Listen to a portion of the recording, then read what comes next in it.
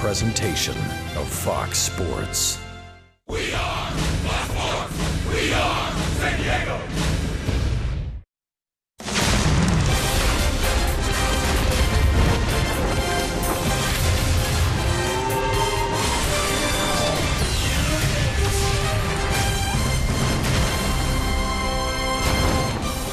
Will Myers enjoyed his first All-Star Game experience. Myers with a terrific first half, looking to pull it into the second half. Another All-Star representing the San Francisco Giants is here. Buster Posey, also an All-Star. Posey with a very good first half and very good since June the 1st. He's in the starting lineup batting cleanup tonight for Bruce Bochy. Welcome inside the broadcast booth, everybody. I'm Don Orsillo along with Mark Brent. Welcome to Padres Baseball. Hope everybody enjoyed their All-Star break. Certainly a delightful event here, right here at Petco Park in San Diego. Well put on by the Padres and Major League Baseball. Well, a lot has happened over the All-Star break, as it turns out, for the Padres. A big deal, and Drew Pomeranz going to Boston. And I think the other question in Padre faithfuls' minds are, who's next? Well, stay tuned, ... But in the meantime, Drew Pomeranz, can't say enough. Comes into spring training. Is he going to be a starter? Is he going to be a reliever? A situational left-hander? But look at the starts that he put up this year. Dealt to Boston for a prospect, Anderson Espinosa. But first, Drew Pomeranz. What was so good about him? Let's face it, one of only 5 pitchers in Major League Baseball who had an opponent's batting average below 200 and a sub-3 ERA. He's going to help the Boston Red Sox at Fenway Park being a left-hander, almost kind of like a Bruce Hurst type pitcher back in the day, going back to the 80s. But we wish Drew Pomeranz well. And on the flip side, you're talking about a guy who had control for 2 more years, and then a youngster like Espinosa, who is very, very young. The guy's going to top out about 99 miles an hour. He's got good stuff. Still in the maturing process, but the ceiling, the upside for Espinosa is very, very high. The question is, what is the future of the San Diego Padres? A.J. Preller will tell us a little bit about it. The general manager of the Padres will weigh in on the future of the Padres. Right back after this with that.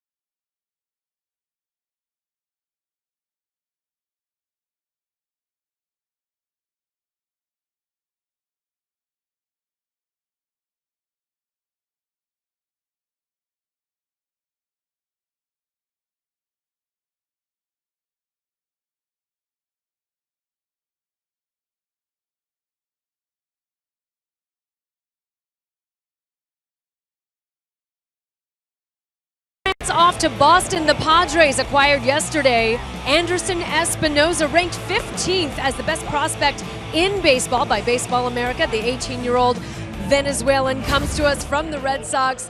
And earlier today, A.J. Preller addressed the media, and I had to ask him how he sees the future of this organization. Take a listen. I think what we want is try to build the organization a strong, foundation from the ground up.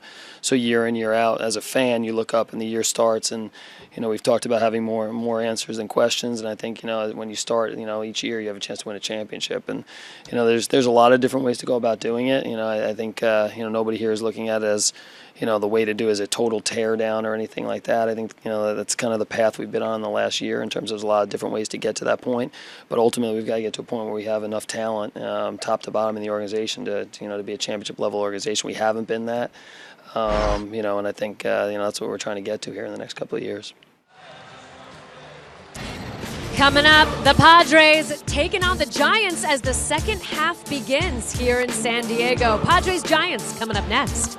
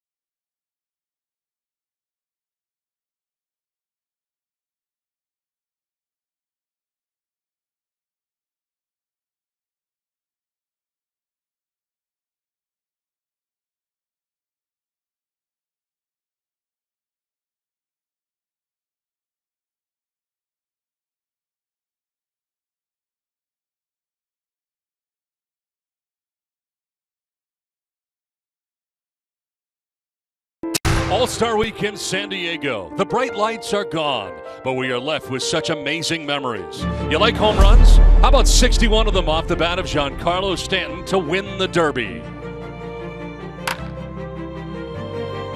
And the new champ of the 2016 T-Mobile Home Run Derby, Giancarlo Stanton. And our own hometown heroes, Will Myers and Drew Pomeranz, both show the nation why they deserve to be recognized as National League All-Stars. ERA is 2.47, and that's fourth best in baseball. Into second is Myers. A nice moment for Will Myers, the San Diego Padre. But perhaps no stars shine brighter than San Diego itself. 24 long years, America's finest city waited for the Midsummer Classic to return, and the city did not disappoint, delivering to the national audience the picture-perfect backdrop for baseball's best. The moments, the memories we all shared in this together, and we can take pride that it happened here in our town, our home, San Diego.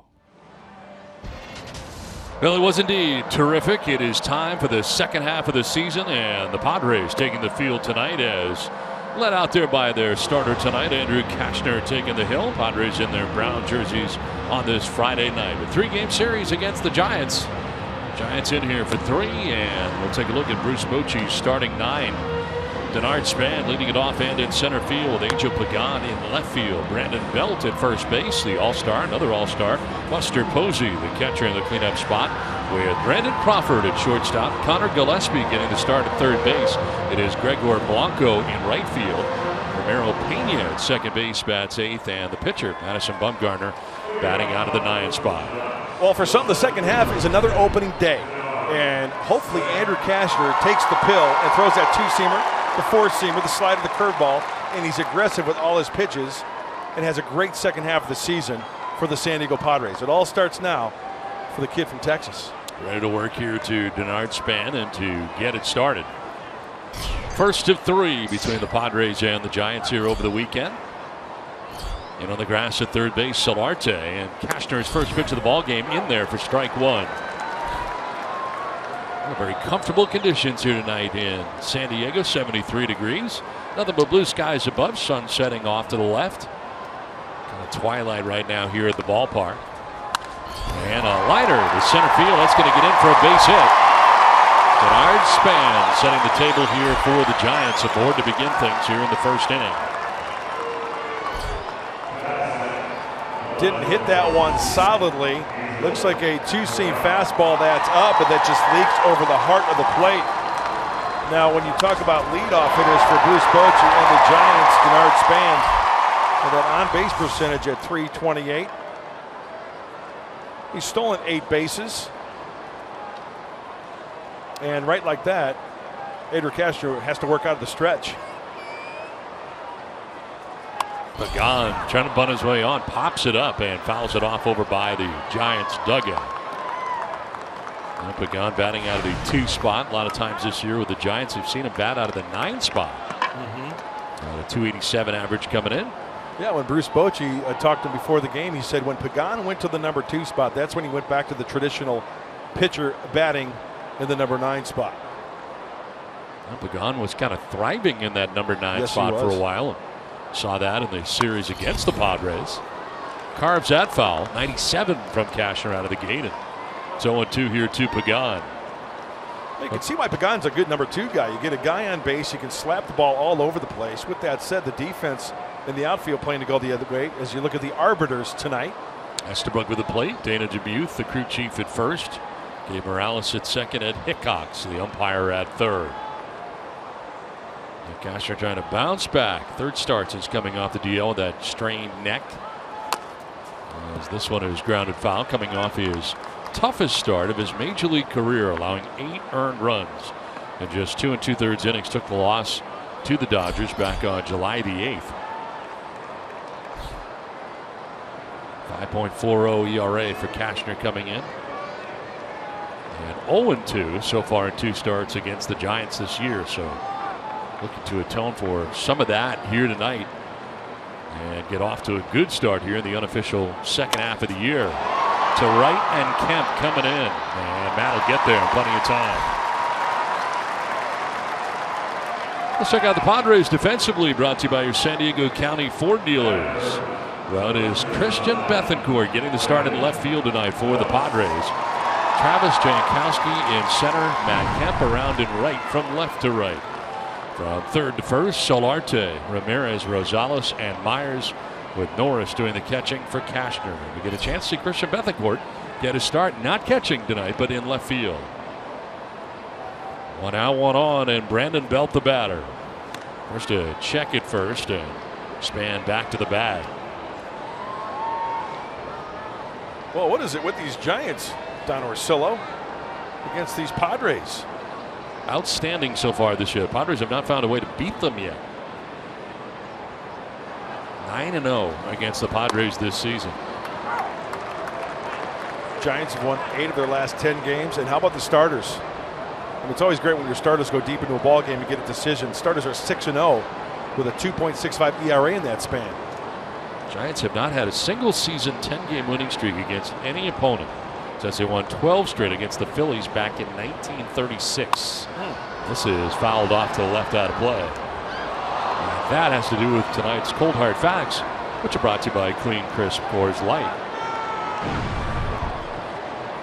Consecutive losses versus any opponent to start a season. The Dodgers 1974, 13 consecutive losses. Not only is that hard to swallow, that's cold, brother. Right? Crisp and cold. Back to the screen and to first base, or from first base to second base goes Span. Looked like a fastball at 99. I mean, coming in hot. Just launched it. And that ball took off on Derek Norris. Is it a catchable ball? Looks like a four-seamer and just off the tip of the mitt. You know, when you're anticipating something in and then something's coming in around 100 up and away, that's tough to adjust to, especially if that ball is a four-seamer. It's got some rise to it. So Span into scoring position now with one down. And Brandon Belt crowds the plate from the left side. Hitting up over 300 at 302. Takes a hack and strikes out. Cashner needed that. Picks up his first K of the night. 2 down. Oh, I like the aggressiveness of Andrew Cashner. Out of the hand. Let's see. Oh, four-seamer. That's a four-seam fastball. And remember, Andrew Cashner was a closer. He was throwing 100. He was touching 101. I'll tell you what. I think we might see some two-seamers tonight, but if he can get away with throwing that four-seamer by these Giants, look for that to be the go-to pitch tonight. 2 down. Span at second base. Here's Buster Posey. Great first half. 292 in that first half of the year. Swing and a miss, almost down to a knee on that cut. Talk about a nasty slider at 93 from Cashner. Judging by his pitches tonight and his body language out there, as you take a look at the breakdown, 11 pitches. 10 strikes. I think he's on a mission. Sitting on that last outing, not only for the time in between, but the All-Star break as well. And you know it was on the front of his mind as he deals with strike 2. Posey's a guy who's had success against Cashner. 429 with 2 home runs in his career against Cashner. That's in 28 at-bats. Madison Bumgarner getting ready for his start tonight. His 20th start of the season, coming in at 10-4. And 0-2 pitch. And Posey will take a look at ball 1, and that could have gone the other way. I guess on the corner at the knees doesn't count tonight. That's a nasty pitch. That's a pitcher's pitch.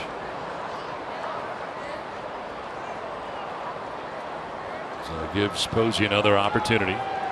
11 home runs, 42 runs batted in so far in the year for Posey. Swinging a foul tip, and that's going to get on the ground, though, and one hop into the glove of Norris. Well, I like the way Andrew's keeping the ball down on Posey, that's for sure.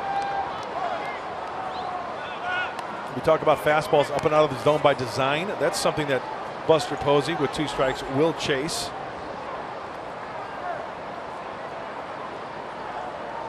Span single to begin the inning, got to second on the wild pitch. Pagan lining out, Belt striking out.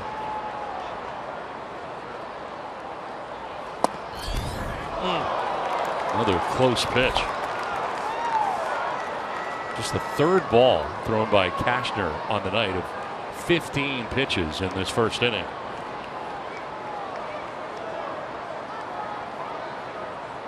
Boy, if he can get out of this inning with 16 pitches, Major League average is like 16.5. I mean, he's sitting really pretty with 16. Awkward swing by Posey, but gets a piece of the 97-mile-an-hour fastball.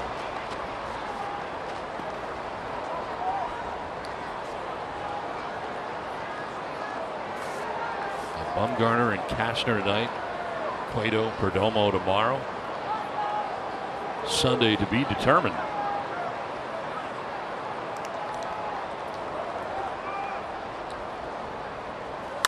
On the ground to short, Alexei Ramirez takes care of business. So does Cashner in the first inning. Giants don't score. Padres are coming up from Petco Park.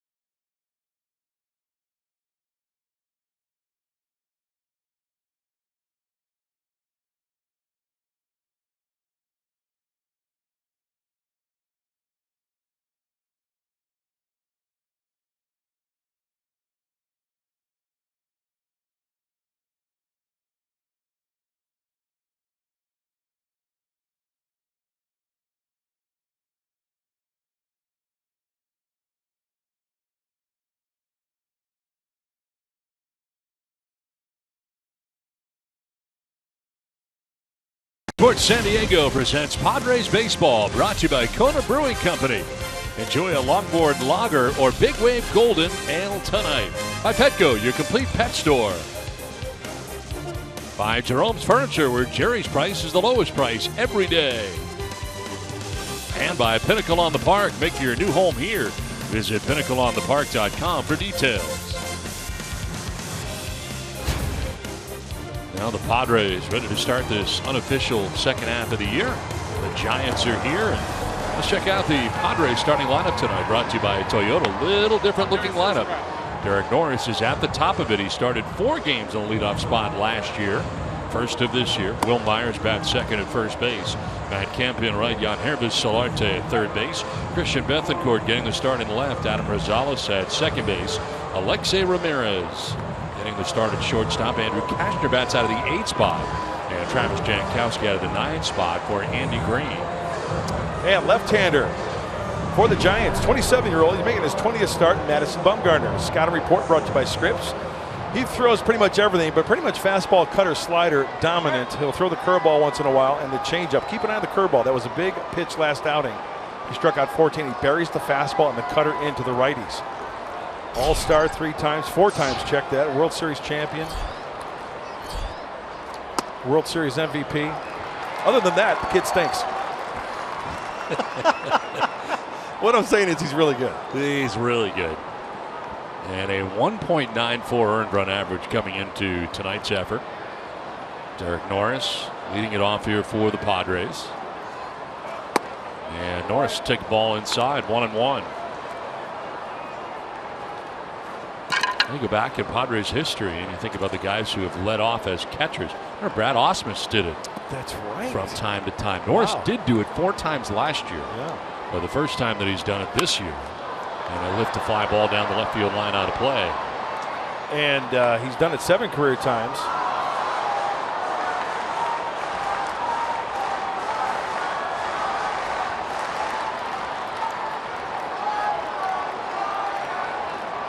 One and 2 the count here to Norris.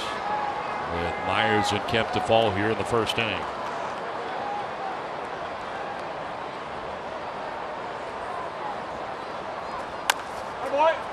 Foul outside of third and hangs at 1 and 2. Yeah, 2 times in 2014, 5 times in 2015.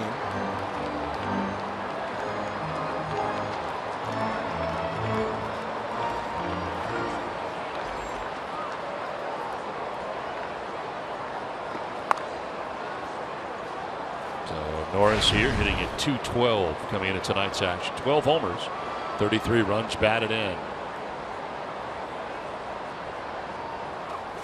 Swing and a miss. Pitch in the dirt. Nasty. And Norris strikes out to begin the bottom of the first inning. Talk about the breaking stuff. It's in the dirt. Getting to 2 strikes. You really have to protect. And he will bury that by the back foot or behind home plate for the strikeout.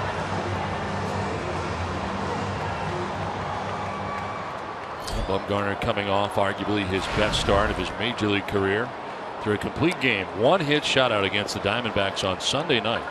Prior to the break, lost his no-hit bid when Jake Lamb singled with 1 out in the 8th inning. Tied a career high though with 14 strikeouts. Also had struck out 14 Padres in a start last June.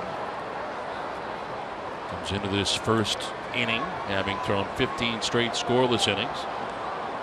Longest active streak by a starter in the majors. Now dealing with the Padres all-star Will Myers. Dances out of the way of the pitch down and in. We talked to Will before the ball game today. Thoroughly enjoyed his all-star experience, as you might imagine. He's still on cloud 9, is he not? His brother is still hanging around. Yep. It's so great that it was in his home ballpark as well. Chance that he got to start as the DH. This one fouled off the screen to the right and introduced here in front of his home crowd in the starting lineup. That was outstanding. Were you here for the Derby? I was not. I was here for the game. It was electric. Yep. Every seat was full. Everybody in the stadium, in the ballpark, had a smile on their face. They just couldn't wait for it. It was a good time was had by all. Giancarlo Stanton put on quite a show. Yes, he did. To the tune of 61 home runs. That's a lot.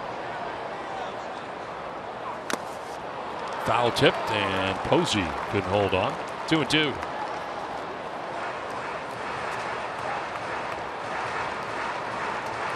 The amazing part about Bumgarner, he is still very young, 26 years of age, with all that you had mentioned that he has accomplished. World Series champion 2010, 12, and 14. MLB All-Star 3 times. This is fouled off to the right, out of play. Check out his pitch selection. The arsenal to Madison Bumgarner. And brought to you by Scripps. 50% of the time, he's not an overthrower as far as lighting up the radar guns at 96, 98, but he's very effective with the fastball 50% of the time, the slider cutter at 35. That curveball, if it's a field pitch early, he'll throw it. That certainly was the case. That was a curveball right there. We just saw at 74. But that last start, Don, against the Arizona Diamondbacks before the break, he punched out 14. Hey, he had the off-speed stuff working nicely. Starts here at Petco Park after not being able to pitch in the All-Star game. Has a pitch in the dirt, and Myers down to first base. First Padres base runner of the night. Let's check out the Giants defensively in behind Madison Bumgarner. Left to right in the outfield. Angel Pagan, Denard Span, and Gregor Blanco. Third to first in the infield, Connor Gillespie. Brandon Crawford, Ramiro Pena, Brandon Belt, Buster Posey doing the catching for Madison Bumgarner. Well, the Giants ranking 5th in the National League when you talk about errors, 46, but they've got a pretty darn good infield, especially with that Crawford kid they got at shortstop. He can cover some ground. The Giants also have some absentees from that lineup too that are very, very crucial in a successful lineup for Bruce Bochy. Well, Matt Kemp standing in here. 54 at-bats in his career against Bumgarner. Does have 2 home runs. 87 games on the year, 16 home runs, and Matt Kemp just trying to have the second half that he had last year, which was spectacular. A pretty good first half this year. Boy, he went off last year. I mean, it was just like somebody turned on a switch, and next thing you know, he was standing on second base. Next at bat, he was hitting one out of the ballpark. Took a walk. Next at bat, drove in a run. Unbelievable. A much better start to this year than he had last year, and hoping to carry that into the second half of this year.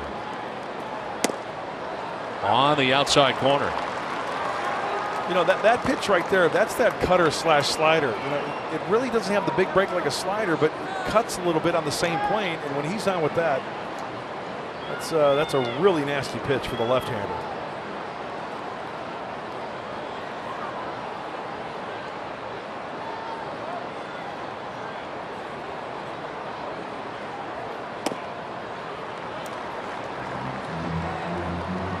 Here's that cutter I'm talking about. It's a 4-seam grip, it looks like. It's it's not a true slider rotation. It's definitely not a curveball, but just catches that outside corner, and that's a very effective pitch.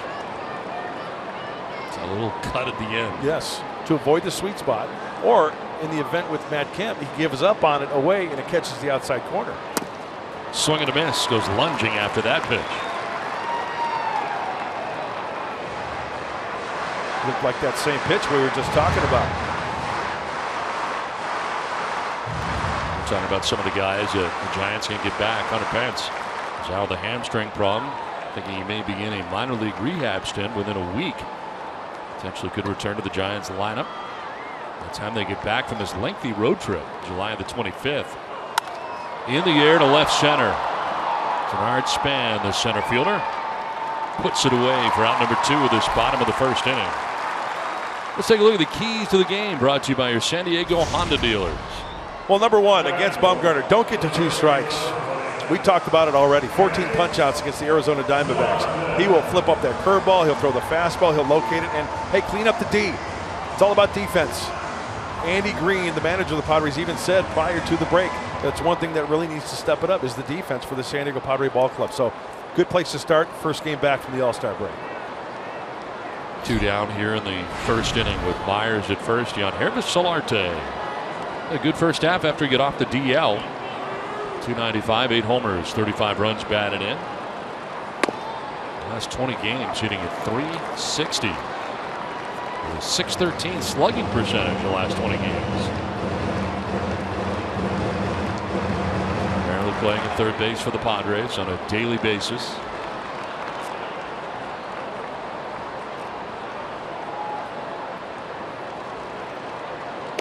Not the best move from Bumgarner. And believe me, Giants in the division, they faced Bumgarner many, many times. They know his moves inside and out. If you're going to steal, you're going to get that first move. So if you get caught in a pickle, you just commit and go to second base.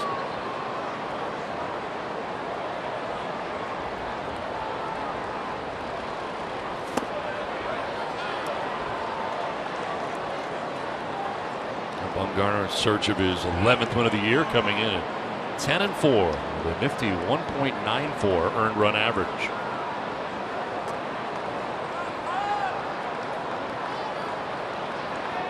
Second only to Clayton Kershaw with a 1.79.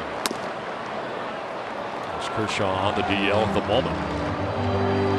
As Bumgarner falls behind here, Solarte 2-1. You know, Don, it doesn't surprise me that the Giants are 6.5 up in the NL West and they don't have Panic and Duffy. For some reason, it just doesn't. Yep. It doesn't surprise me. How about Hunter Pence? Hunter Pence as well. 2-1. Right down the middle. The Giants starting the day and this unofficial second half with that 6.5 game lead over the Dodgers. 57 wins on the year. There's Big Bo. We got a good teamwork. You know, other guys are picking up guys like Panic and Duffy. That's what we need to do. Pitching's been really good. It's pretty good. I love Boch. He's great. The Prince of Poway, Bruce Bochy. The Giants finish off the first half, playing good baseball, winning 4 in a row. They're on a lengthy trip here for 3, not so lengthy. But then it's to Boston and New York. Red Sox and Yankees coming up. This one fouled back. They'll go to the East and play the American League East coming up as part of this road trip for the Giants. And then the Pods head east as well for the humidity tour. Yes, the all humidity tour. Yes. The exception of Toronto. Toronto will be fun. Yeah. Toronto will be. You'll like Toronto. Well, it's in Celsius up there, so it's cooler. Right. It's like 32. Right. Like, okay. What's that? In the dirt, full count. That's a good layoff right there. And Jan Hervis has got to have that breaking ball in the back of his mind. See, Bumgarner's trying to bury that pitch either at back of the plate or towards the back foot. And if you look at the Fox tracks, the last couple of pitches, he's been trying to throw some chum down there and have him. See those pitches right there? That's right chum? That's some chum right there, but Solarte's not biting. It's good stuff. 3-2 is lined down the left field line, but it's going to be into the corner. Fair ball, and Myers coming around from first base, trying to score. Throw to the plate will be late. Solarte able to drive it in down the left field line, and the Padres jump out to a 1-0 lead. A 2-out RBI double for Jan Hervis Solarte off Madison Bumgarner. That is some clutch hitting with 2 strikes. First of all, laying off the pitches down and out of the zone. Secondly, how about him attacking that pitch above the belt buckle? Throw it up, it flattens out, and Solarte's got that nice swing out in front, keeping the hands inside it just a little bit to keep it fair down that left field line. His 15th double bagger. Paper or plastic? So the 2-out double. Christian Bethancourt now stands in on the right side. On that outside corner. Solarte with a 2-out RBI. Always huge. Especially when you're doing it against Bumgarner. That breaks up the stretch. Oh, yeah. Incredible stretch for him. 15 straight scoreless innings. It's come to an end. He jumps ahead here now. Bethancourt 0-2. Credit Solarte with some great takes. I mean, that's tough to do. To discipline yourself to recognize the breaking ball and it's going to be out of the zone. Did he go? No. As they check with first base umpire Dana Demuth. And if nothing else, he picked up a run here first and foremost, but if nothing else, Long inning for Bumgarner out of the gate. 27 first-inning pitches so far. And a 7-pitch at-bat for Solarte. So that, hey, that does wonders for the next guy, too. And the guys on the bench in the lineup seeing the stuff of Bumgarner.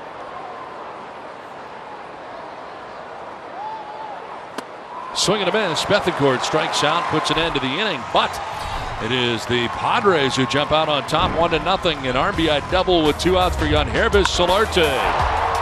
Drives in the game's first run. The Padres have gotten to Bumgarner for 1. It's 1-0 San Diego.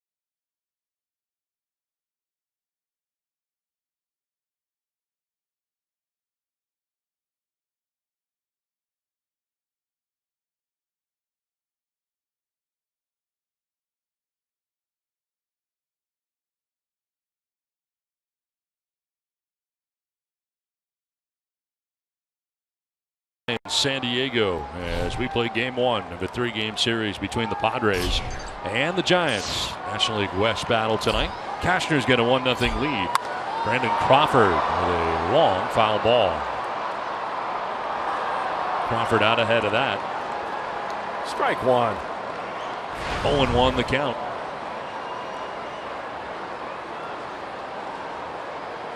And Cashner has been jumping ahead. 5 straight first pitch strikes. Well, a lot of strikes out of the gate tonight. To left field. Bethancourt going back, still going, and he can't get it. Up over his head off the base of the wall. And the second base standing is Brandon Crawford. First chance out there for Bethancourt in left field. That one gets up over his head. Well, Christian Bethancourt is not a left fielder. So, as we take a look at this one, the timing is just way off in left field. Jumps before the warning track, the flash look, anticipating that wall out there. Hey, catchable ball? Yes, it is. If you're a regular left fielder and know the dimensions and know how to go back on the baseball, absolutely. So a tough break for Andrew Cashner. So Crawford standing at second base, strike over the outside corner. Melvin Upton Jr. away on a bereavement leave. That announcement coming before the game. Alexei Amarista recall from El Paso. Bethancourt getting the start in left field tonight. Gillespie, the batter, is Cashner. Bluff spiraling off the backside of the mound. Okay, as a pitcher, when something like that happens, sure, you're ticked, right? But you got to turn the page. And I know it's easier said than done. Line to right, falling fast, and that's in for a hit. Crawford coming around from second. Throw comes late, and it's a tie game. So a quick response here from the Giants after the Padres grabbed the game's first lead in the bottom of the first inning. Double and a single, and it's tied 1-1. Four-seamer again, and it's just a shame sometimes when a pitcher makes a good pitch and they avoid the sweet spot. I mean, that gets in on Gillespie. And it just finds the garden spot out in shallow right center field for the RBI single.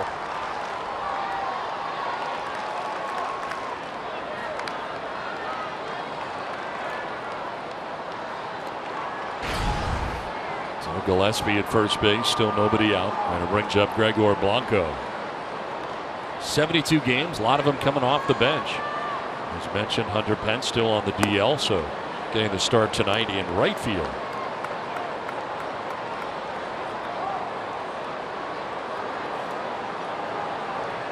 Had some very good contributions in the absence of Pence. Mac Williamson, Jared Parker combined 7 home runs, 15 RBIs in 40 games since Pence has been injured. Together combining to hit 242. So I'd be glad to have Hunter Pence back, no doubt about it. Blanco getting the start in right field tonight for San Francisco.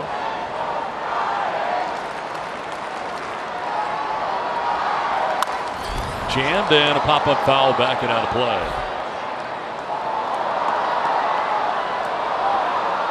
Cashner coming in 3-7. It was 14th start of the year for the right-handed Texan. He's being aggressive with the four-seamer, that's for sure. He's thrown a lot of strikes. Of the 24 pitches, he has thrown 19 for strikes out of the gate. Good pitch, and it's 2-2. Boy, he's very aggressive with that pitch. Getting up on top and throwing that slider with some aggression. Punch it out of the hand. Get up on top of it and turn that doorknob. A swing and the miss by Blanco.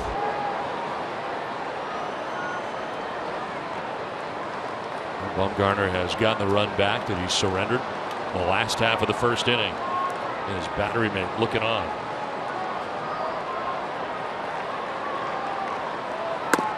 Straightens up Blanco. 96. Well, here at Petco Park in his career against the Giants, 2-0 in 3 starts. Not so good there. He's 0-5. A nifty 162 opponent batting average by the Giants here at Petco Park. Yeah, tough venue up there in San Francisco for anybody. Payoff pitch, runner goes, swing and a miss for strike 3. Good throw. That's a strike him out, throw him out, double play. Needed that, and Blanco strikes out, second strikeout for Cashner. Gillespie gunned down at second base by Derek Norris. Boy, that was such a pretty play as we take a look. It's a slider down and in, so a swing and miss, and not the easiest for Derek Norris to make the transfer. He's got to bring that glove up by his ear in the snap throw. The perfect strike, and Rosales does a little game of twister. Left foot yellow, right hand red. Nice play all the way around for the out.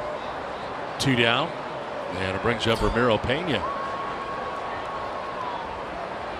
Pena, the second baseman. 97 on the strike.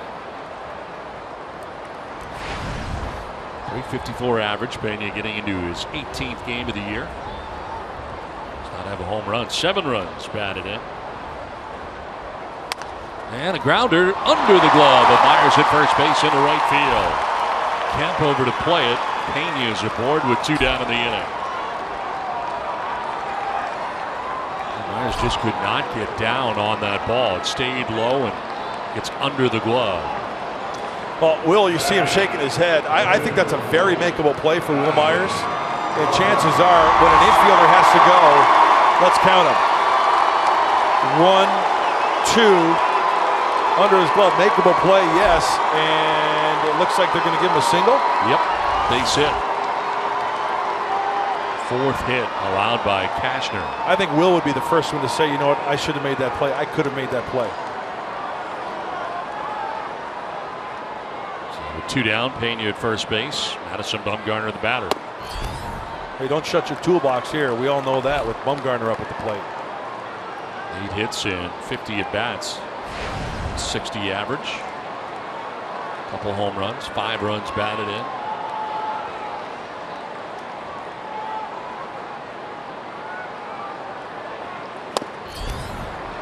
And ahead 2-0.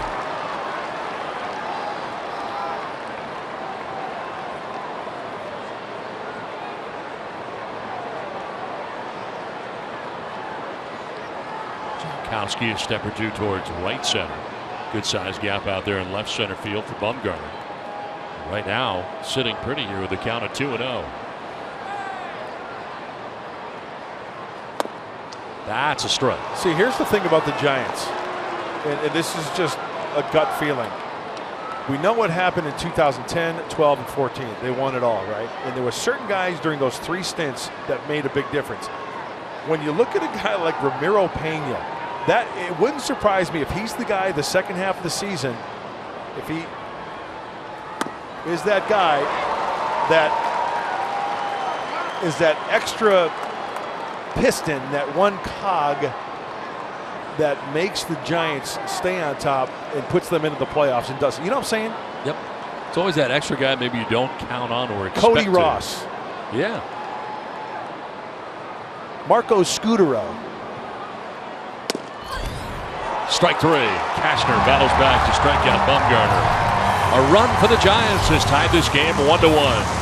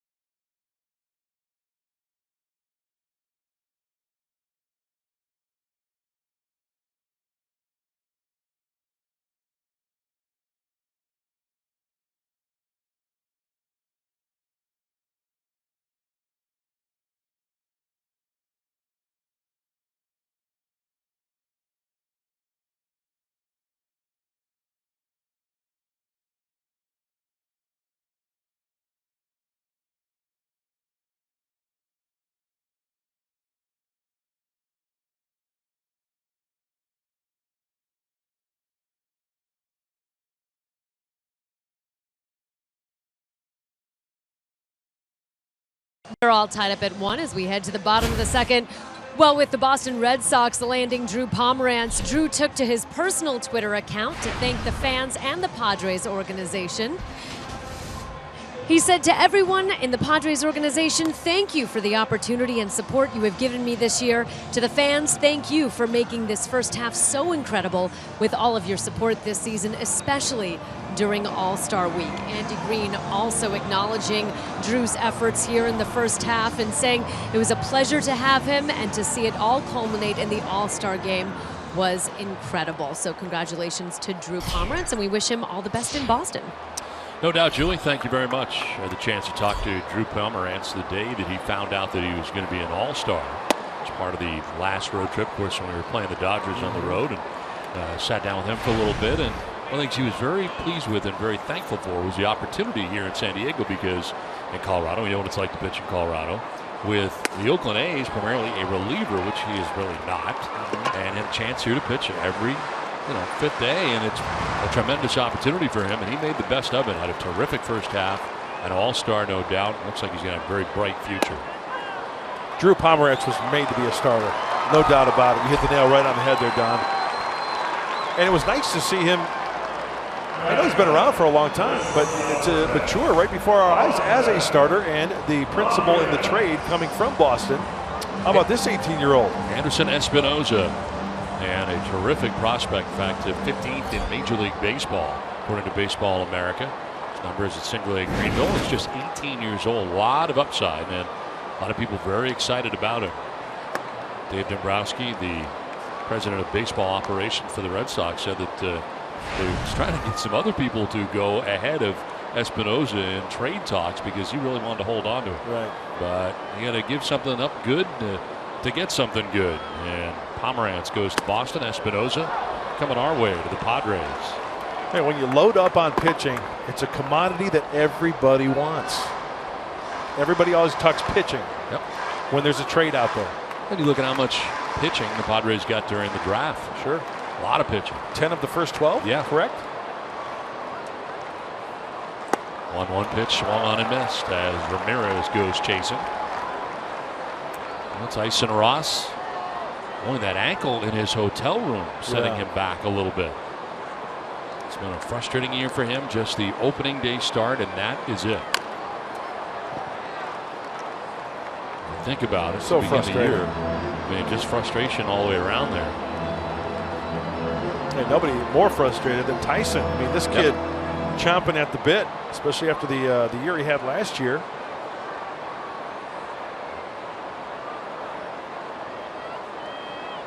Bumgarner struck out Rosales ahead of Ramirez, 1-2. And popped up foul out of play.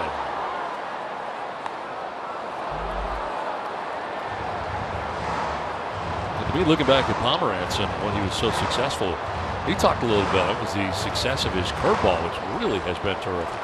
He started off a lot of guys with curveballs. He most certainly did. I love that pitch and the way he threw it. Yeah. I mean, we talked about it. It never got old talking about the curveball from Drew Pomeranz. No. Very unconventional.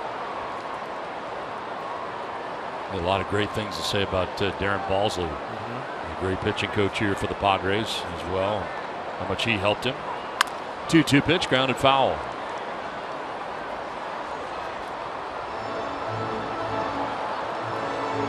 That'd be a good feeling for Darren Balsley as well to see Pomeranz become an all-star as well. Really right before his eyes.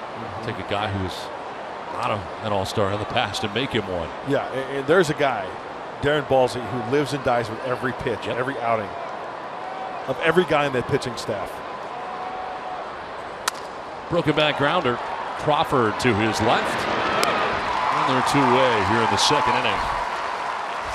Time now for the tools of the trade, brought to you by Ram Trucks. When we talk about the fastball and the cutter and the slider from Madison Bumgarner, but how about the curveball? This in particular against the Arizona Diamondbacks. They didn't like that pitch. 14 strikeouts on the night for Madison Bumgarner. And when you talk about his stuff in general, that curveball had it working because it was the strength and the dominance of that curveball. He had 9 strikeouts with that CB curveball, the number 2, the deuce. 3 more than he had in any other start in his career. Cashner fouling it off the home plate umpire, Mike Estabrook. That start you were talking about, just the one hit. That's a good night in the big leagues right there. Yep. And speaking of the curveball, 7 swinging strikeouts against the curve were also career best in that outing against the Diamondbacks. Jake Lamb had that single with 1 out in the 8th inning. That is strike 2. Cashner 3 for 15 at the plate this season.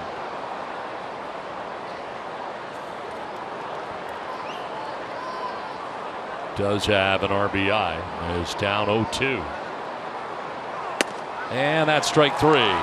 4th strikeout for Bumgarner, down with the Padres in order. This game tied 1-1 after 2.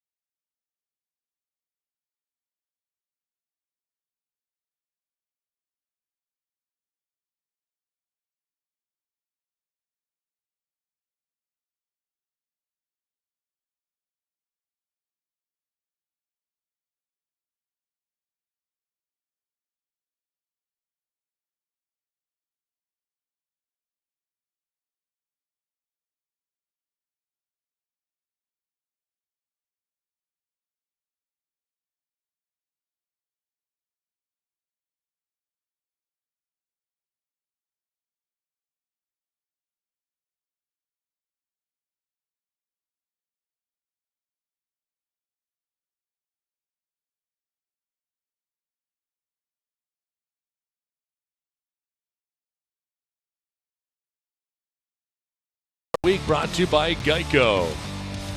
And the home run derby, 61 home runs for Giancarlo Stanton as he knocked off defending champion Todd Frazier. Yeah, that was amazing. I mean, you look at some of the home runs he's hit during the season and in years past, and then you see it on display here at Petco Park. He is unbelievable. Scuds.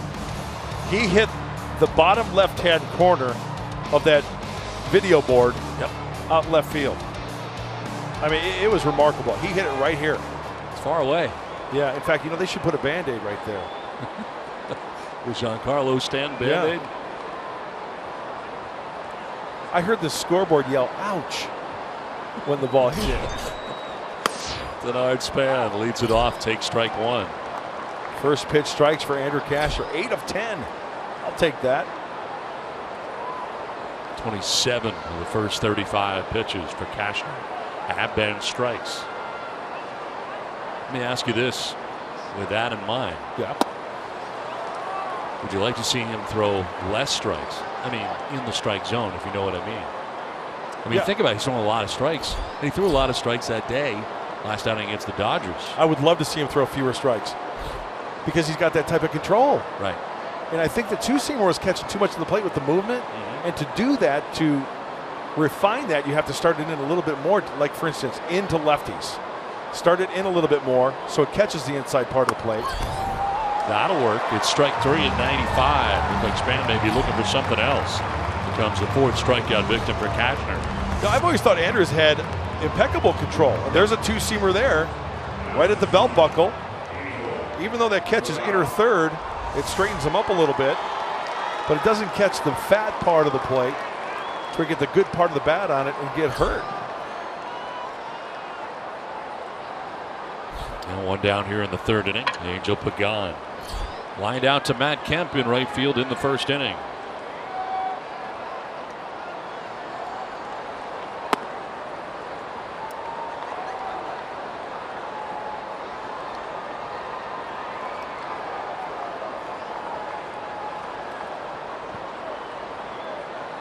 .286 average for Pagan coming into tonight's action.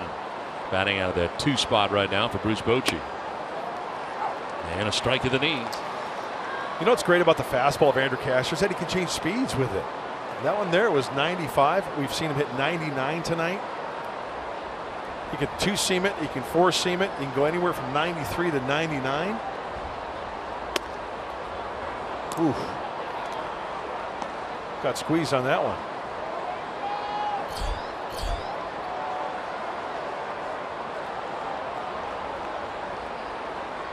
.98 to 82. The speed range for Andrew Cashner, the off-speed stuff, as compared to the fastball tonight. 4 strikeouts, not walked anybody. Working with 1 out here in the third. That one slips away. 3-1. The Giants on the road this year at 28-16 away from AT&T Park. That's pretty good. One more win at home than they have on the road. And again, this begins a lengthy road trip. How's that for analysis? That's pretty good. That's good. That's good stuff. You don't get that stuff everywhere. Darn right. I see you have your pointer out too. That's not good. Got to start the second half right. 3-1 pitch. That's outside, or was it? Wow. Called a strike. Very surprised was Pagan. Let's see why. Wow. Wow. Thank you very much.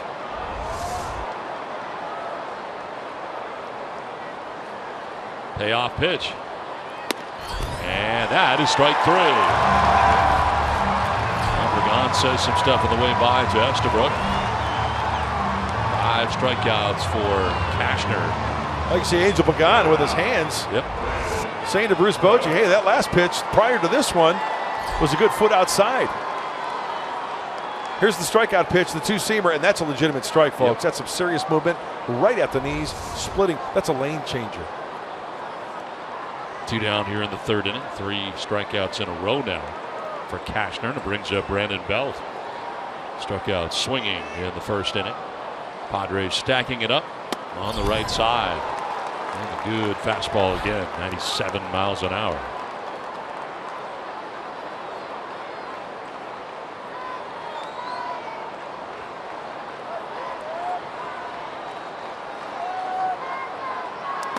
Bouncing in.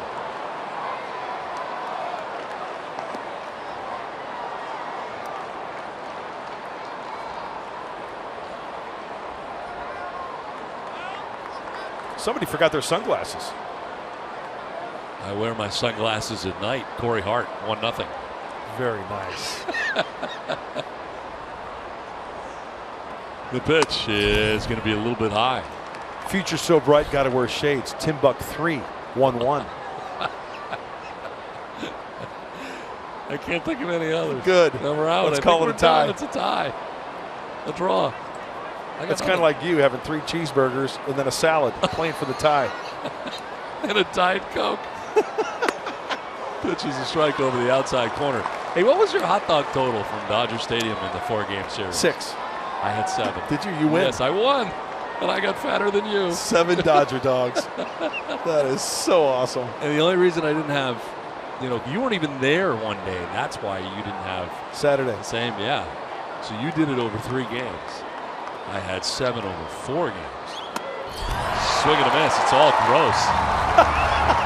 Belt strikes out. How about Andrew Cashner getting Span, Pagan, and Belt all by way of the K.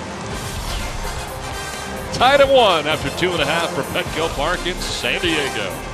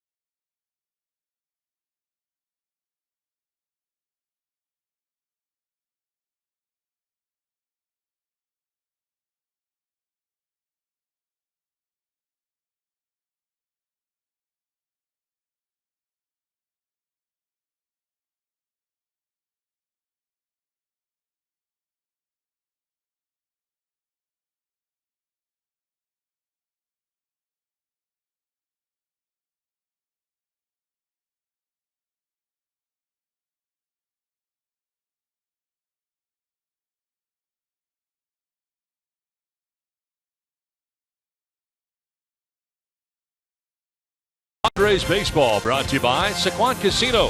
Sign up for the new Padres club card today. By Jack in the Box. Taste the Portobello Mushroom Buttery Jack before it's gone. And by Mercury Insurance. We're on a mission to save you money. Log on to mercuryinsurance.com today. Madison Bumgarner back on the mound. First pitch strike to Travis Janowski leading it off. And I guess is one of the reasons you do this in this sequence is to have Janowski lead off an inning. And you have the pitcher move up in the order. Essentially then Derek Norris in this particular situation hits second. Myers is your third guy, and Matt Kemp in this inning is your cleanup hitter.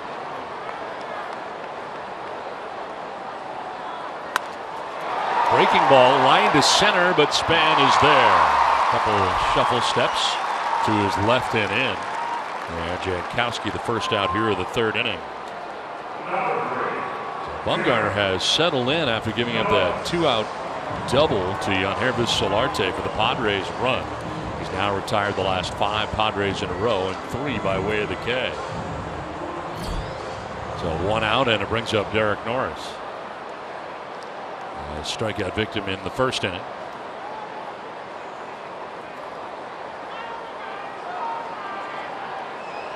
Field straight away on Norris.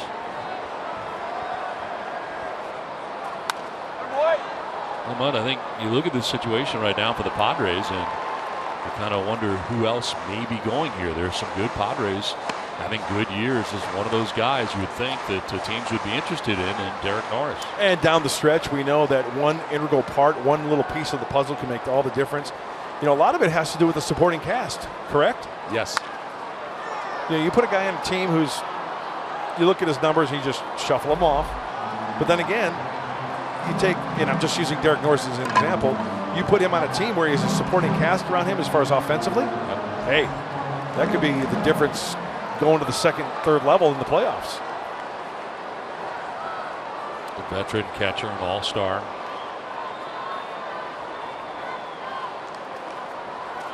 A 2-pitch fouled off.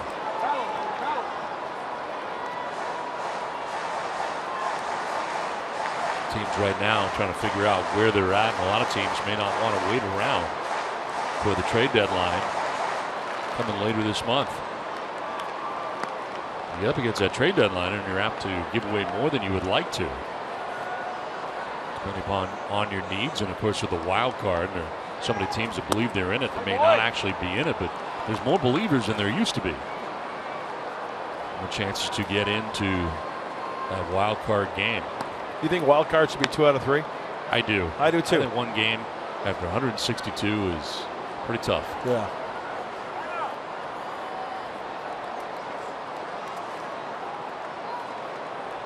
The problem is the length of the postseason. Cheap sunglasses, ZZ Top, 2-1. Wow. And he was wearing a Patriots hat. Pitch in the dirt, and it's 2-2. Check the PSI of that hat.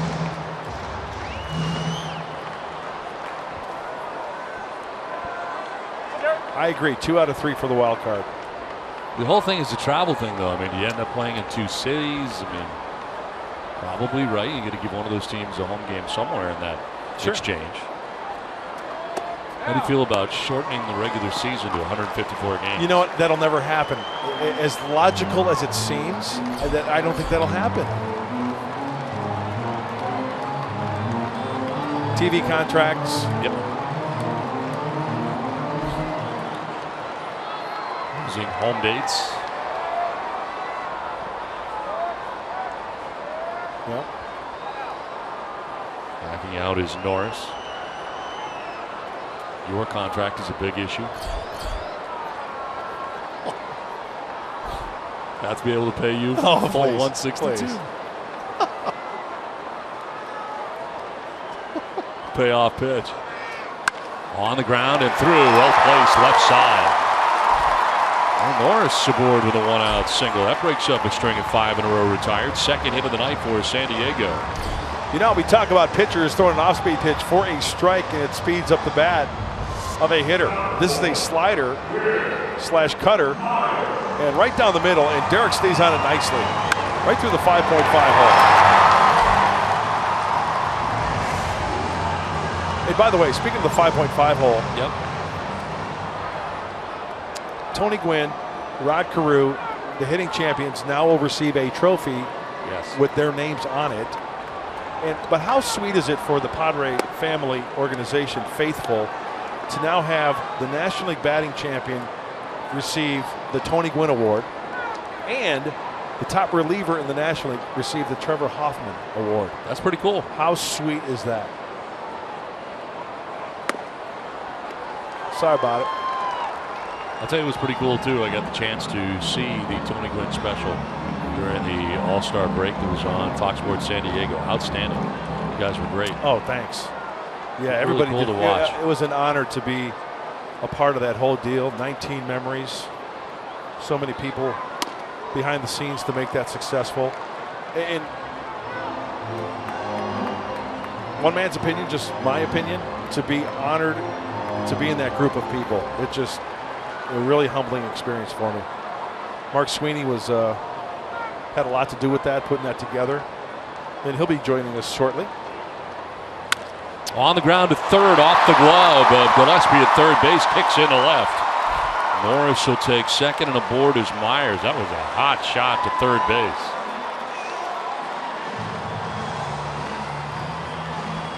Hey, putting the ball in play. Take your chances. The Padres finding some holes right here. Oh, that looked like a very makeable play right there. Sure, it was hit hard, but Gillespie, was that a Schinberger? The way that ball caromed off definitely didn't hit glove.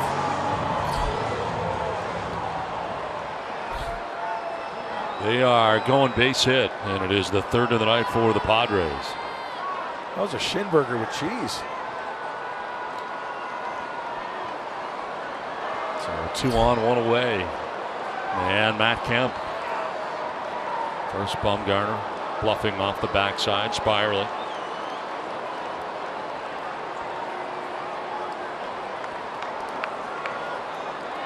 Kemp flied out to Denard Span in center field in the first inning. Now a foul off to the right.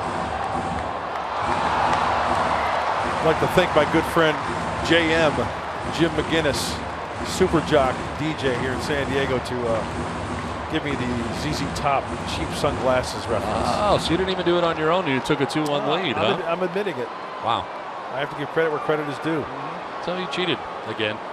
No, not when you give up your source. The 1 pitch is low and away. You took the point, but you didn't come up with it on your own. That's the way I work. Sort of my point. Yeah. Hey, the last couple of hits have been fat part of the plate, breaking ball. Let's see if Matt Kemp gets something. Ooh. Right on that outside corner that time. That's that backdoor slider cutter that Bumgarner throws. You know, as a right-handed hitter from the left side, the hitter gives up on it, but yet it has that late break to where it catches the outside corner for the strike. It's nasty. It is nasty. And you ever notice also he doesn't overthrow it. He's nice and easy with it. That's the key. Posey jumping up like he's going to throw it somewhere. Have the attention of Myers, who scrambled back to the bag at first.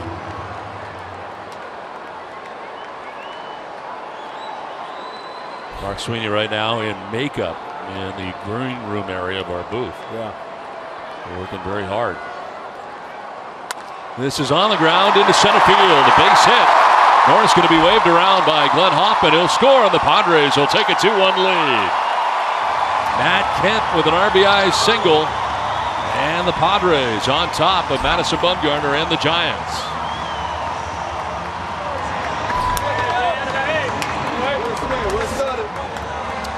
When Matt Kemp swings, I hear violins up the center of the diamond. 3 hits in a row, all singles. Staying on that pitch just enough. It was a little bit out in front. And I think the infield for the Giants were playing him to pull a little bit. Spanks that one up the center for the ground ball of the center fielder, and the Padres take the lead. Nice. So 2 on, 1 away, and run in for the Padres. Here's Yanherbis Solarte. There's a double and an RBI. That was back in the first inning, producing the first Padres run of the night.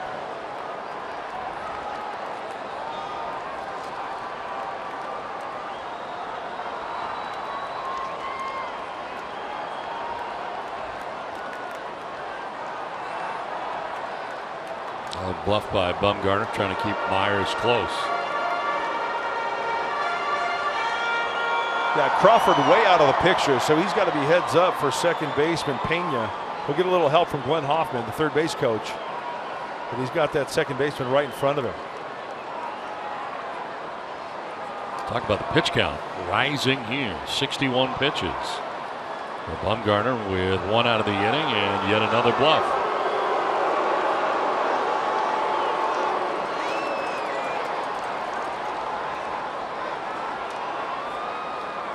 Up a run in the first, so far a run here in the third.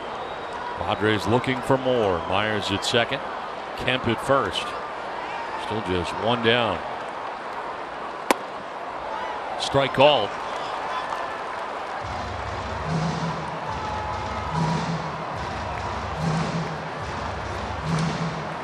splits for Solarte. Batting from the right side, where he's had better luck. He's been a 364 average. Ooh. There's that curveball. He's mixing it up nicely this at bat. As you said, soft, 74 miles an hour. Yep. There's the curveball. Back door, right on the outside corner. A nice frame job by Buster Posey.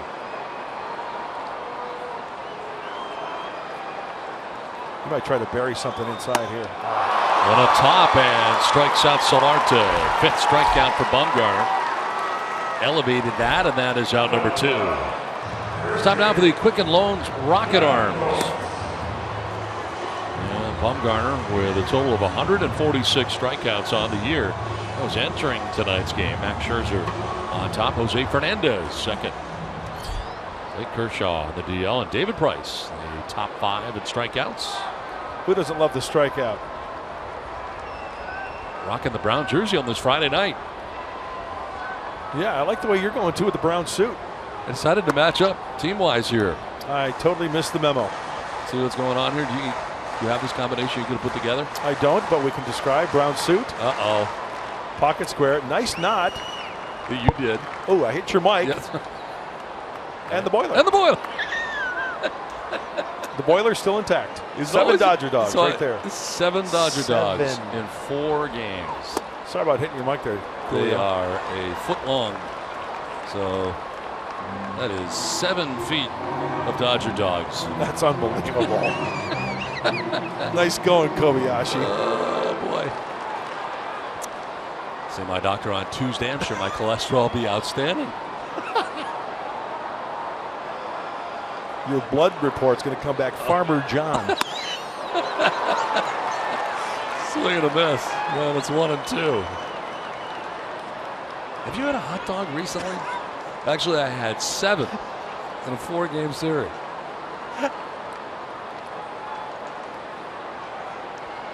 Myers at second, Kemp at first. 2 down in the inning. Bethancourt, strikeout victim in the first. And a swing and a miss. A strikeout victim here in the 3rd. Back-to-back Ks for Bumgarner, but the Padres push across the go-ahead run. San Diego on top 2-1.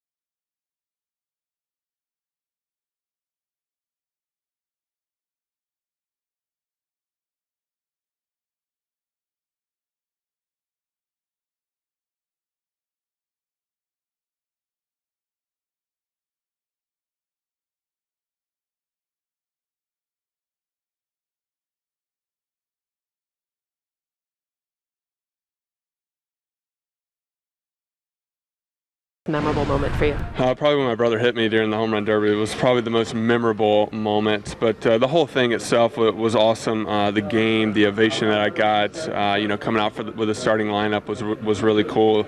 Really the whole experience, the derby, the game, the fan fest, like everything was just an awesome time. Will Myers had a very eventful All-Star break, taking part in the Home Run Derby and also the All-Star Game, as well as being named as the All-Star Ambassador. And as well, he had a pretty full house. He had Noah Syndergaard from the Mets as a roommate, as well as his brother. So I wanted to ask you guys, if you had to choose a roommate to spend the All-Star break with, another player, who would you choose? Mark Sweeney, take it away. Oh, I have to choose first. Yeah, I would pick Mark Sweeney. Well, I know I wouldn't pick Mike Pomerantz. He would not be my roommate. Mark Sweeney. You know why? Because I have a feeling, knowing you, as long as I've known you, you're a pretty neat guy. I am. I think you would clean respect up my area. My area yes. of the room, your area of the room, and I think you'd be the perfect I know we've roommate. done hugs, but yeah, I don't at home. Yeah, no, I totally see you being it's that not way. happening. So that's going to work for me. What do you think? I leave pizza boxes all over the place? I think there's some leftover food. I think you're really clean. Really? I'm not a clean freak, but I like things in order. I bet you have like a clothesline all the way across.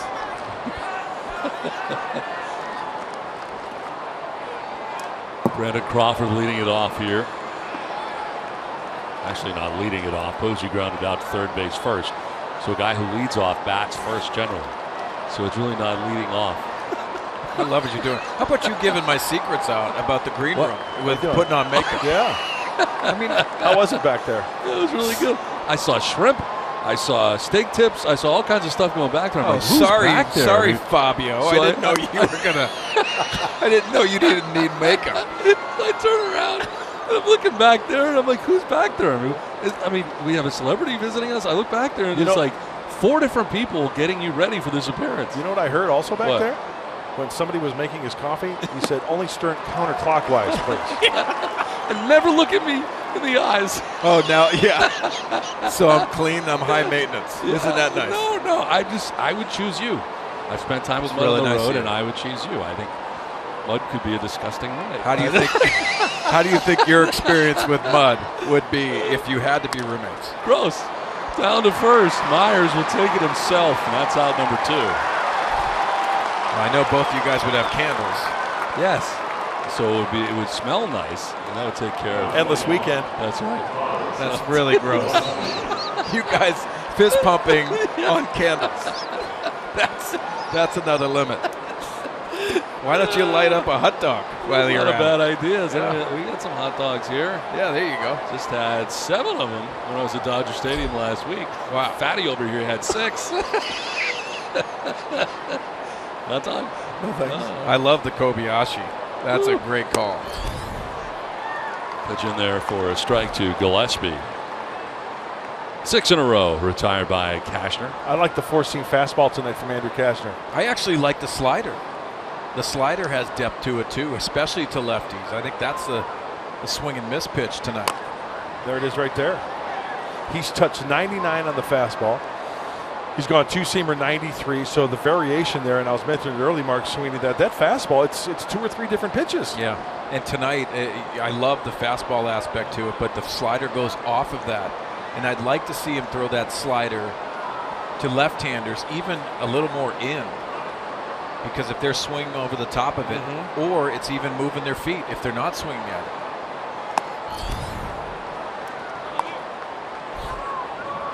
Retired 6 in a row, 4 of the 6 by strikeouts. And you think about the aspect of that 4-seam fastball, but the 2-seamer, especially to lefties, that he can bring back. A pitch that Greg Maddux could move so much. So here comes your slider, Mark Sweeney. And a swing and a miss. Gillespie strikes out. And that's strikeout number 7 for Cashner. 3.5 done from Petco Park. It's 2-1 Padres.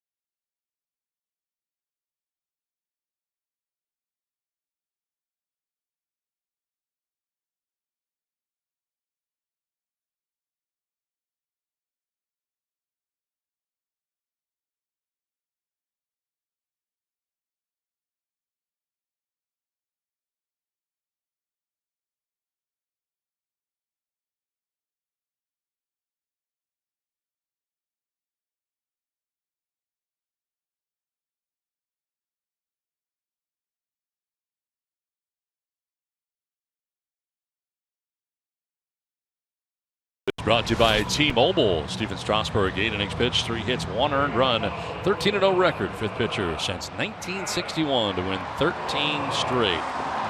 Janowski Gurriel signed by the Astros, 5-year deal from Cuba.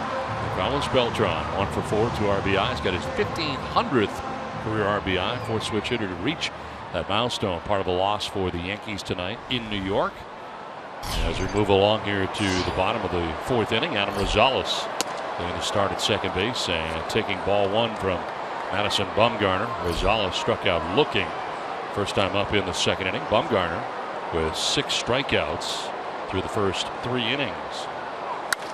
High drive, deep left. Will it stay fair? It will be a fair ball and gone. Home run. Adam Rosales hits his 6th home run of the year. He can sprint around as the Padres have taken a 3-1 lead.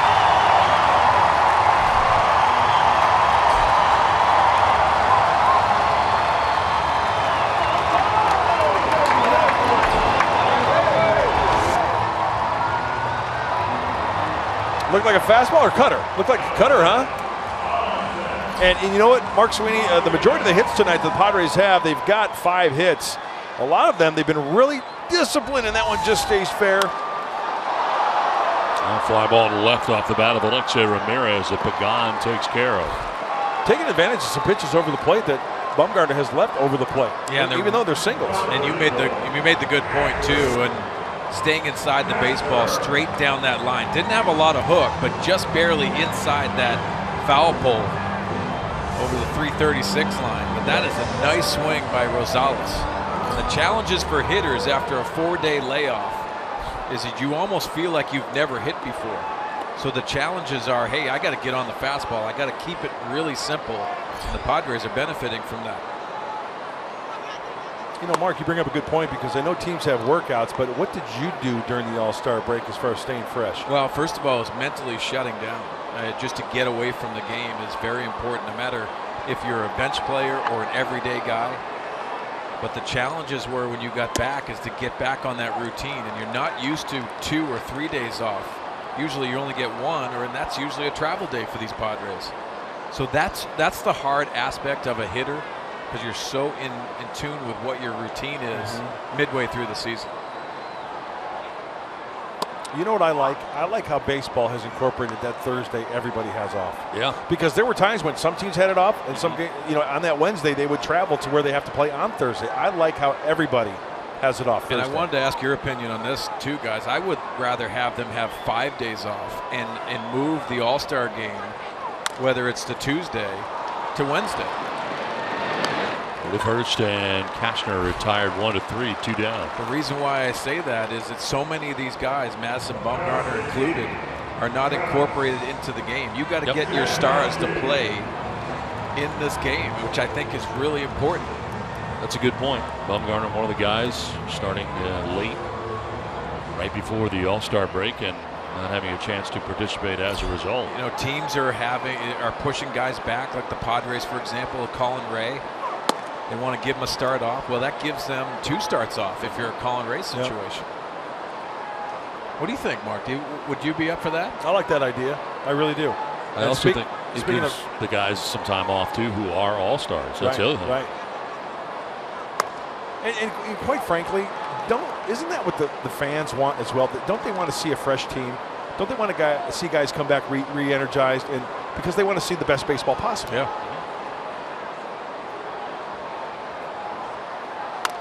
Bunt pin, little drag bunt. Bumgarner glove to glove and in time to get Janowski. Adam Rosales to the home run right down the line in left field. A fair ball and a 3-1 lead for the Padres.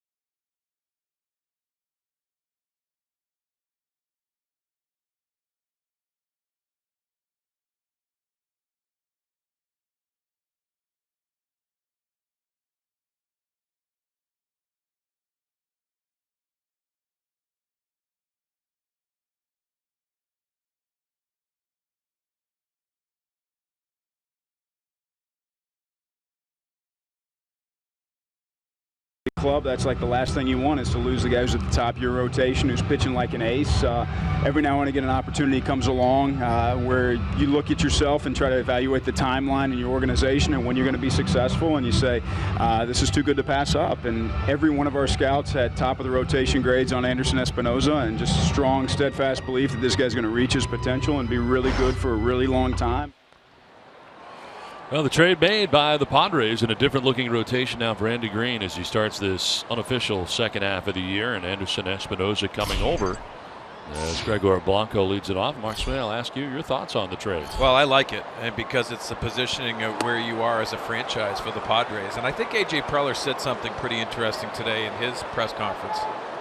He said, we put a value on all of our players, and if it exceeds that and they match it, then we will make a trade if it works for us. And for Espinoza, I think the comps are great when you think of a Pedro Martinez, and even talked about that. Listen, he's 18 years old, and you have to temper those comps down, but I think a lot of people do that. But what I loved about what a lot of scouts are saying is the upside in his work ethic, and also him as a teammate and his wanting to be an elite pitcher. At 18 years old, you think about where you were at 18 years old. I was worried if I was going to play a college baseball game and be able to perform. At 18 years old, being able to do that and his composure on the mound, I think that's the reason why the direction of the Padres, they had to take that chance. It seems to be the MO recently within the last year. We talked about the draft. To left as Bethancourt will go over, and this time able to make the catch without a problem. A big prospect in Anderson Espinoza, and you look at the top four for the Padres now, America's top 100 prospects, and the Padres with 4 big ones. Manuel Margot and, of course, Javier Guerra coming over also from the Red Sox in a separate deal. That was a Craig Kimbrell deal, and Hunter Renfroe, who's had a good year and overall draft by the Padres, 13th. Anderson Espinoza, 6 foot, 160 pounds, but like Mark Sweeney said, only 18 years old. He's going to grow, he's going to mature, and that's going to hurt. Nowhere to go. Fastball at 94, it gets him. Hey, nothing wrong with that. I mean, you know, occasionally you're going to miss. Oh, that's on the back rib cage there. That's... Second time Pena's been on, reached on a base hit in the second, now hit by a pitch in the 5th. That might even leave a mark.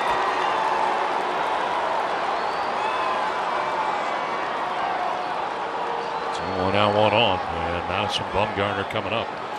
But getting back to Espinoza, 6 foot, 160 pounds. Kid's touched 99, 93 to 96, fastball, curveball, changeup. Well, you wonder with that Craig Kimbrell trade, I heard some people talking about, well, the Padres asked about Espinoza back then, and he wasn't available. So all of the changing that goes into a season, and the Red Sox having to win this year, and the Padres are throttling back. If you could get one of those untouchables, I think it's to your benefit as an organization moving forward. You get a feel for how many more guys may be going here before the trade deadline. Yeah, you've heard, obviously you guys talked about it earlier with Derek Norris's name. Even John Jay's name has come up. Obviously he's on the disabled list. But I wouldn't be surprised with Andrew Cashner and what he's showing. His name comes up. Bumgarner with a wild swing and a miss. He strikes out. That's strikeout number 8 for Cashner. 2 down here in the 5th. That's a wipeout slider, and we've seen much improved slider with depth tonight.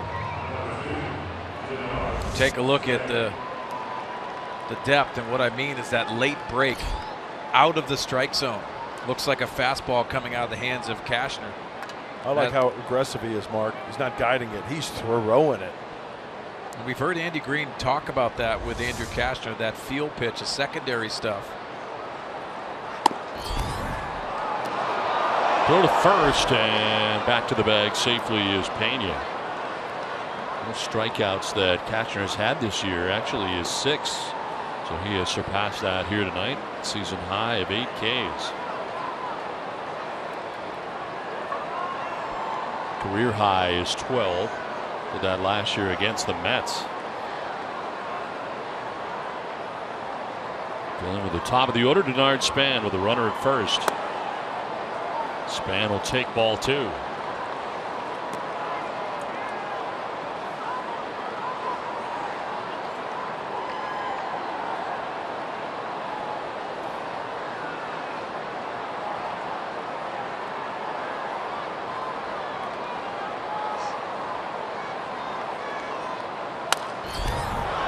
Flared foul off to the left, 2-1. Mark Sweeney, I've said this to you many times in the years I've known you. I don't see how guys hit.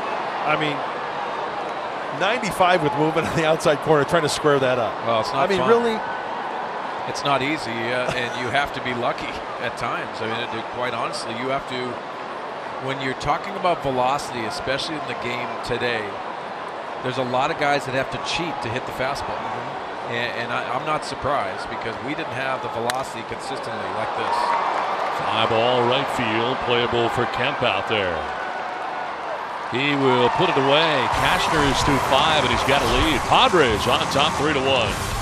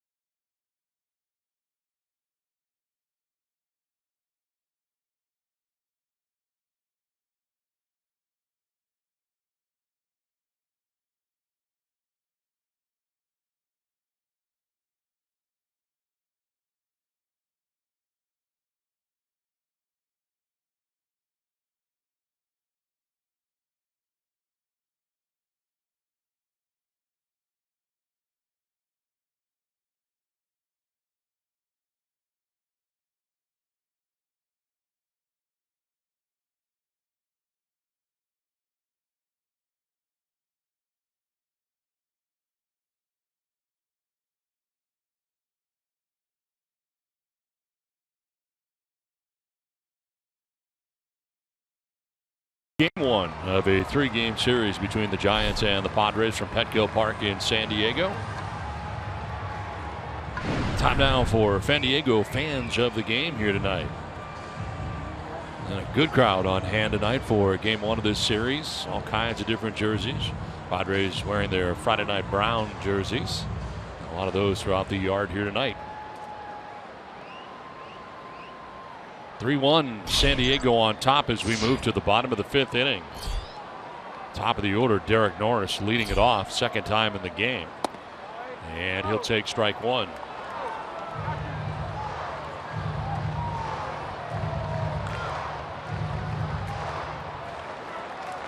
Norris struck out swinging in the first inning, singled and scored in the 3rd inning.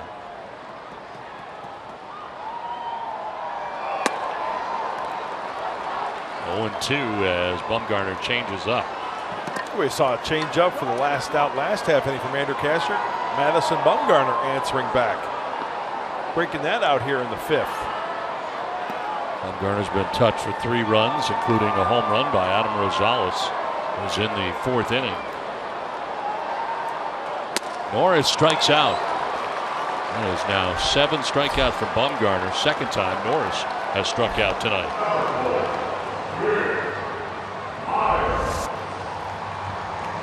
Well, look at that crossfire action. He shows you the glove, winds around, comes from low 3/4, fastball off the plate just a little bit.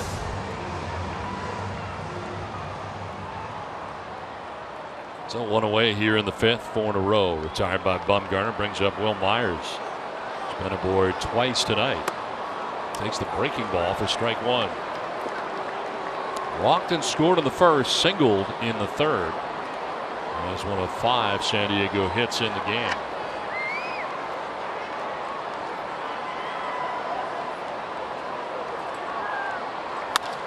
In the air to right center field. Span headed back to the track. 396 mark, and that ball is gone. Home run for Will Myers, his 20th of the year, and the Padres take a 4-1 lead. And they do it against Madison Bumgarner tonight.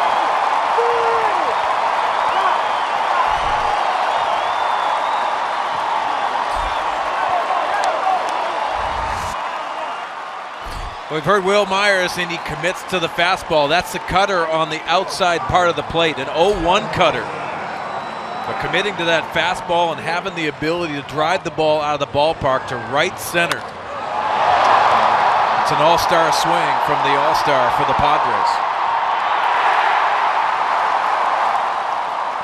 When Span started back, I don't think he realized how well it was hit. It just kept carrying out to right center field. How sweet does that sound? 20 home runs for Will Myers. Now Matt Kemp will hit one on the ground down the third baseline. Fair ball, long throw. And Gillespie's throw. Nice play on the other side by Belt. They come across the bag, lean into the runner in Kemp, and he reels it in. And there are now 2 outs in the inning, but Myers with 20 on the year.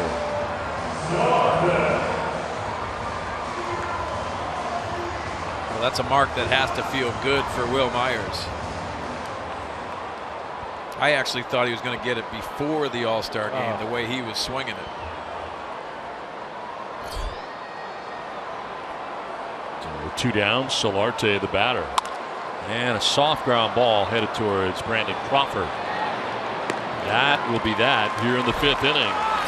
Will Myers has home run number 20 of the year for the San Diego Padres. And gives the Padres a 4-1 lead through 5 innings.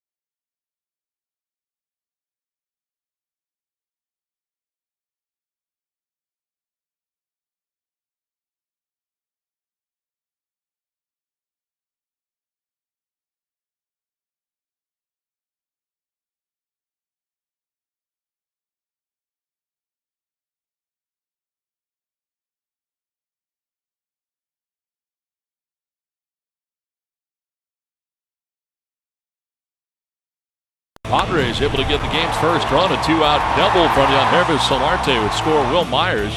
And the Padres had a 1-0 lead. Then Matt Kemp with this RBI single. That would score Derek Norris and make it 2-0. Then the long ball. First a home run from Adam Rosales. That just was fair down that left field line. The 336 marker for Rosales. And then the home run by Will Myers in the last half of the 5th inning out to right center. Gives the Padres a 4-1 advantage as we head to inning number 6 tonight. And home run number 20 of the year for Will Myers. Back on the hill, Andrew Cashner working with a 3-run lead into the 6th inning. Angel Pagan leading it off and taking strike 1. So Bumgarner coming off a tremendous outing against the Arizona Diamondbacks. Not quite as sharp here tonight against the Padres. Looks a little angered to me. Only the 13th home run given up this year by Madison Bumgarner. And once again, there's been some good takes tonight. There's been singles, but missing over the heart of the plate, not overswinging, getting a board off of Madison Bumgarner. And you look up at that R column, 4-1 San Diego.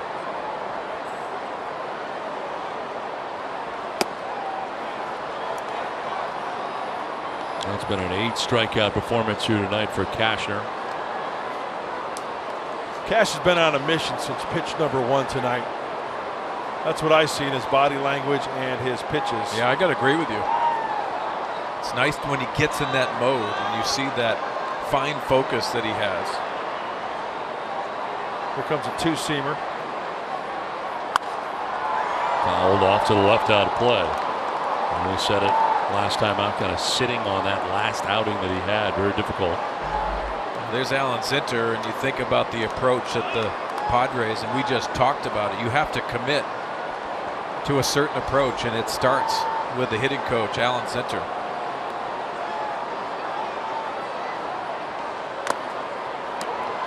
I'm always amazed by the hitting coaches, and I've actually talked to Alan about this. There's never going to be a time where you leave the ballpark where all 9 of your hitters that day are going to be going good. There's always going to be somebody that you go home and think about. Yeah, that's the challenge of, I think, is the toughest job in baseball now because of how much video is done, how much preparation is done. But also to your point, Don, I think that's what you have to think of. Guy goes home, and yes, you might have 4 guys that had 2 hits.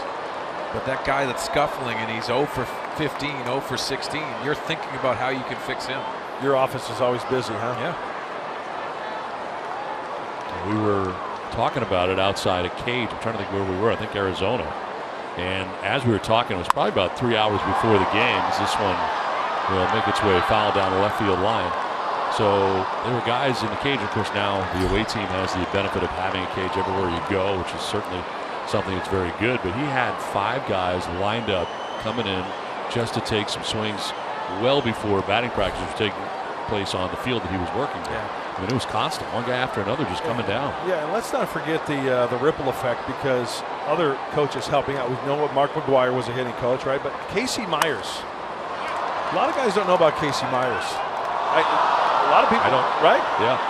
Tell me about Casey. He sits there in the cage. He'll throw to the guys in the cage. He goes over video. We never see Casey on the bench, but he doesn't give enough love. Alan Zinter, always out there. Mark McGwire, the bench coach. That's the beauty. Bench coach / hitting. You can go to Mark McGwire for some hitting tips. But Casey's down there each and every game. Yeah, to your point, Mark, Will Myers did give Casey some credit too, which is very important. Bethencourt drifting back to make the catch for the first out here of the 6th inning.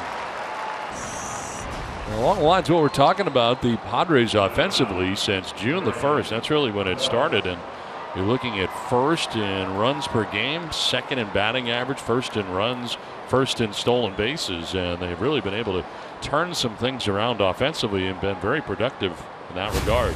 Yeah, and I like that because it is a collective effort, and the hit coaches and the coaches that do help them, the Casey Myers of the world, they're not going to start slapping themselves in the back and being proud of that vocally. But it's a collective effort, but also the guys in that locker room have to buy into their philosophies, and I think they've done that. That's a reason why you see the numbers increasing.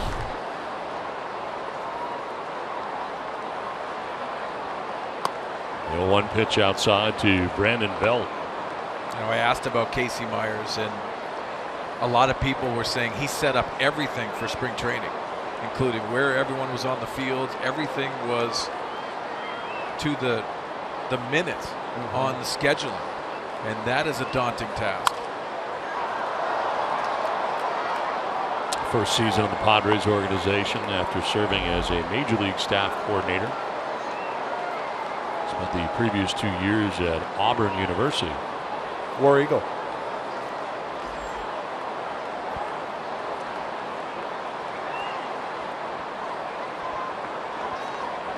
Ball and 2 strikes here to Belt with Posey waiting on deck. Padres enjoying a 4-1 lead as the Giants bat here in the 6th inning. High strike call. 9th strikeout for Cashner. 2 down here in the 6th inning. Little help there from Mike Estabro. Hey, nothing wrong with getting a call once in a while, and it's nice to see the two-seamer called just above the belt buckle. You know, the Fox Tracks had it up. It was a ball according to Fox Tracks, but you know what though? The umpire, he liked it, he called it, and it's nice to see Andrew Cashner getting a call there for his 9th strikeout. It is. I think both ways. Yeah, I think he's earned it too. He's thrown a lot of strikes. If you're a hitter out there and understanding that you have a wide strike zone in a lot of areas, you have to be a little more aggressive. You have to change your plans. Belt has struck out 3 times in the game as Posey will hit this on the ground softly to Ramirez. On to first for round number 3 of the 6th inning. A 1-2-3-6 for Andrew Cashner, who walks off with a 4-1 lead.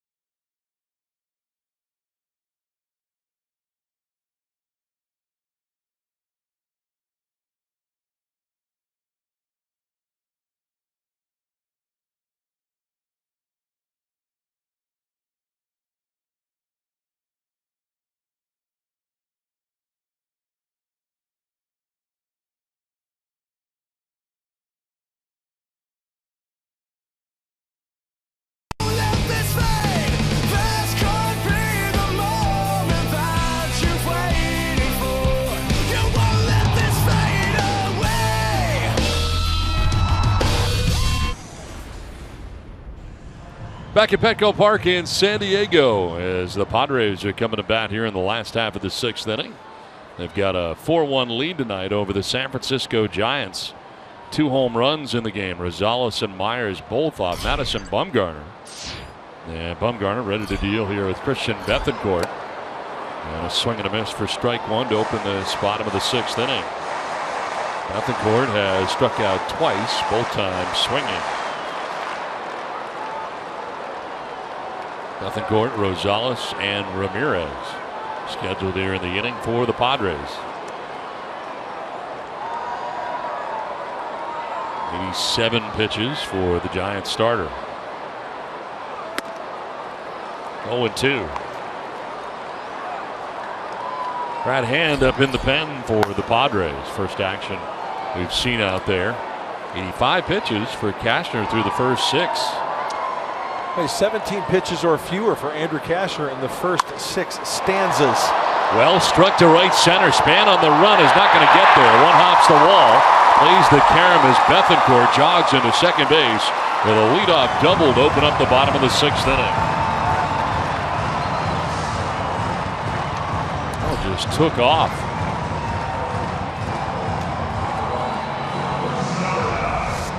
Well, Mark Sweeney, we talk about it all the time, protecting with 2 strikes, especially against a guy like Madison Bumgarner. And once again, a mistake capitalized on by Bethancourt.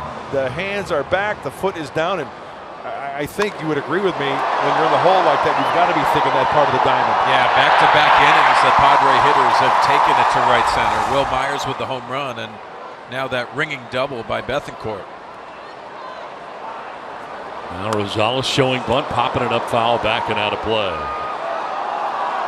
Trying to get that runner over, and he ends up popping it foul. I think Adams frustrated with himself too because he had Gillespie at third base. Wasn't expecting that because of the home run his last at bat.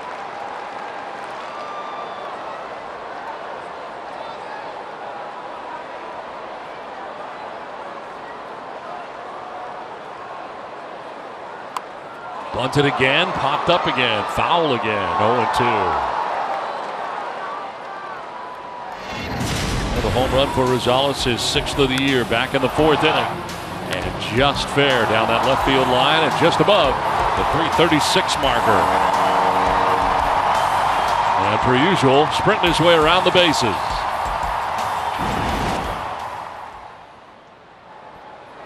Bumgarner right now throwing a lot of strikes, 15 in a row, making it 16 as Rosales strikes out. 8 strikeouts for Bumgarner, first out of the 6th inning.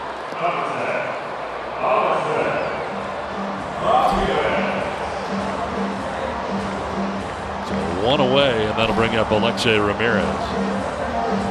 0 for 2 has bounced to short, fly to left. And getting his 3rd look at Bumgarner in the game.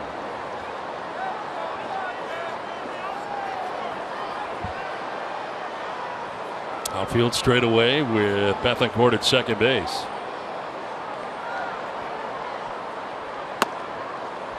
Well, Mark, I wanted to ask you, with the reliever in the 4-day break, see Brad Hand getting loose after Andrew Cashner.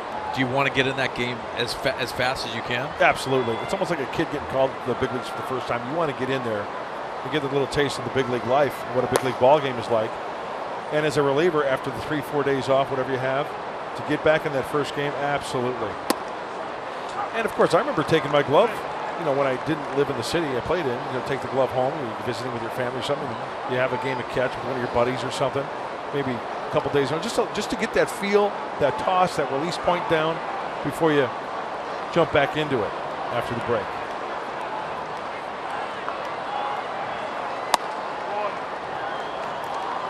Brett Wallace has come out on deck. He would bat for Cashner. Are you surprised that Cashner would be leaving this game? This stage, the pitch count where it's at, 85 pitches through 6. Well, you know what? I think with the way he's been throwing, you've got 3 innings to shut this one down with the way Brad Hand has thrown this year. I wouldn't mind to see Andrew go out there for another inning. But Andy Green's thinking might be first start after the break. He's got a good 6 framed under his belt. We've got a 3-run lead. Let's turn it over to the bullpen. Oh, you think he's still going out there? You think Hand's firing up to get in the game? Well, you look at Brandon Crawford and also Brett Wallace on deck, but Brandon Crawford's leading off the next inning. Those are the managing decisions that you're going to have to make, especially coming out of the break. To right, Blanco is there to make the catch, middle of the cap high, and fires back into the infield almost errantly. Second out, and Ramirez made good contact, but he's out number 2. Now, tonight's game is presented by Sony, the leader of 4K Ultra HD. And Brett Wallace coming up here to pinch hit in Andrew Cashner's spot. So I think the thinking of Andy Green is, you know what, first time after the break, he threw really well, 6 frames, it's his game, turned it over to the bullpen, so he has a good feeling, because he threw the you-know-what out of the baseball. Yeah, and I think that's important for Andrew Cashner, for everybody involved, for him to feel good about this outing, and I thought he was outstanding. Obviously, you said the fastball. I loved the slider tonight, but racking up those strikeouts. Well, Brett Wallace pinch hitting as you look at Cashner in the line, 6 innings, 4 hits, 1 run. Didn't walk anybody and struck out a season high 9 San Francisco Giants in tonight's game.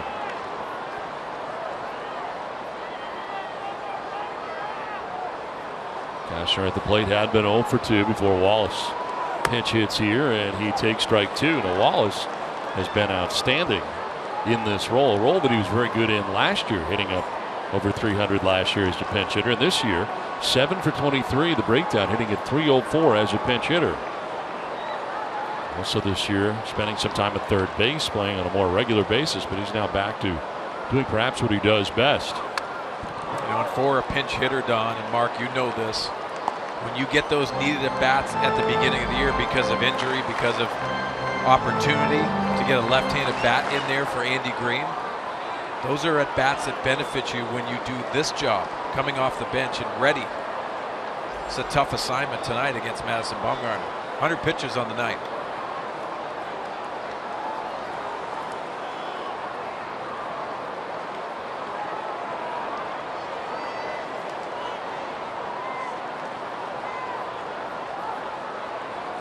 John Jay still wearing the cast as he is on the DL with a fractured wrist.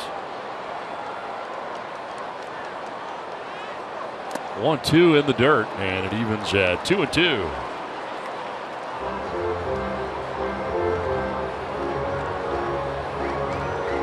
Christian Bethancourt started this inning with a double that one hop a wall out in right center field. Still standing at second base with 2 down, and Brett Wallace trying to get him in and add to this Padres lead. Bumgarner threw 117 pitches last time out against Arizona, the most he's thrown all year.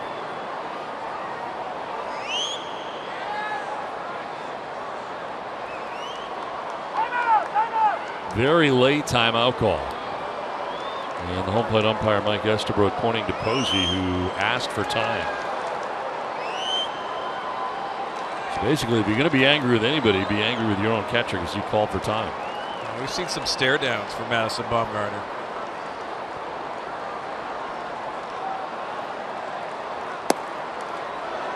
Away and a full count. Well, that's a good take.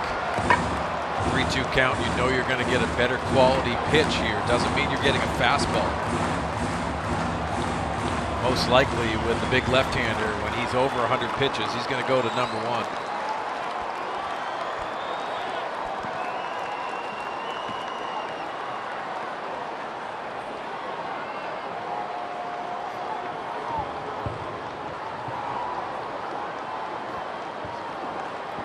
Payoff pitch. And a strikeout. Wallace strikes out 9 Ks for Bumgarner in the game. We're through 6. Padres have a 4-1 lead.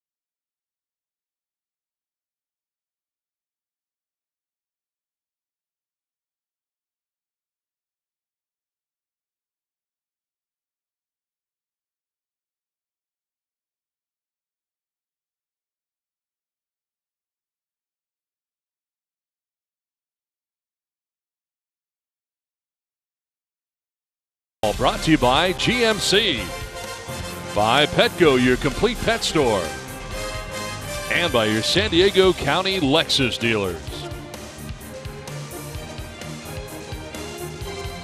Now it's been a good night for the Padres, who enjoy a 4-1 lead heading into the 7th inning. And a good night tonight for Andrew Cashner. The 2-seam fastball going well. Well, very effective for Andrew Cashner, the first start after the break. And look at this, it'll freeze the left-handed hitters for the high strike. He starts it in off the plate. They give up on it. Even Pagan kind of sliding away from the plate.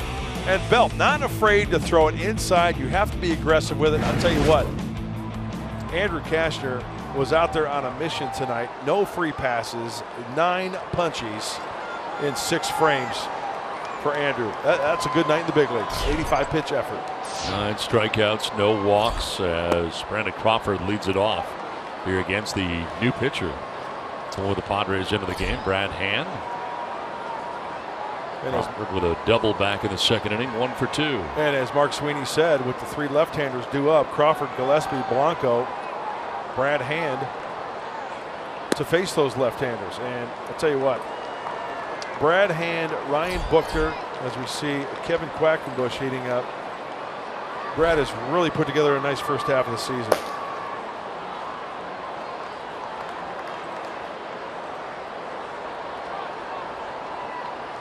A 209 hitters batting average against this year for the left-hander Hand.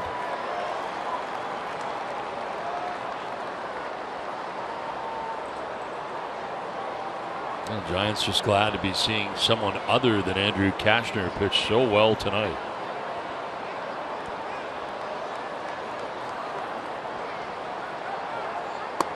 That's away, and Hand falls behind 3-1.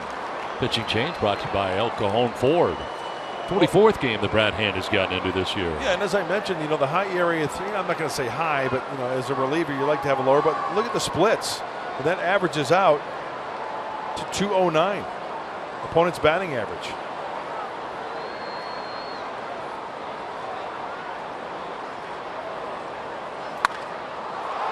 To center field, where Travis Janowski makes his way over. He's calling off Bethencourt and making the catch for the first out here of the 7th inning. This copyrighted telecast is presented in the 30. The San Diego Padres may not be reproduced, retransmitted in any form. The account's description of this game may not be disseminated without the express written consent of the San Diego Padres. I got through it. I butchered it. I apologize. But you know what? It's because of the break. Messed you up. You know, no excuses. I should have nailed it. That's a poor effort on my part. You'll be better tomorrow. You'll have another chance, and you'll have some 70-something more games to practice. One out here in the 7th inning. I did practice at home during the break. Did you? Oh, yeah. Sure, your family was thrilled. I said, Dad, what are you saying? Copyright. Sorry about it. One out, Connor Gillespie. 1 for 2. He'll sky one to center. Janowski headed back. It'll take him to the dirt of the track or the edge of. Not quite. Just short of. 2 down. 2 fly ball outs out there. Both times. Travis Janowski up to the task. 2 away. And I'll bring up Gregor Blanco.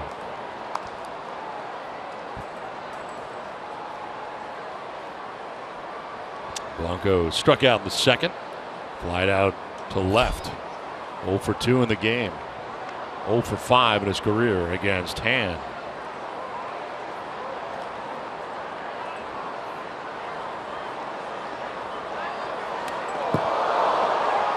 Look out. Pitch up and in.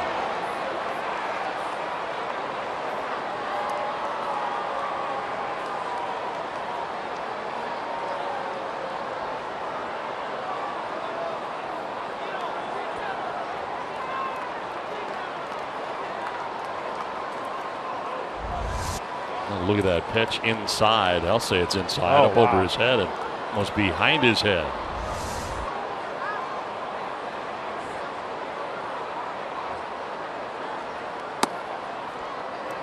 Inside that time, not quite as far. 2-0.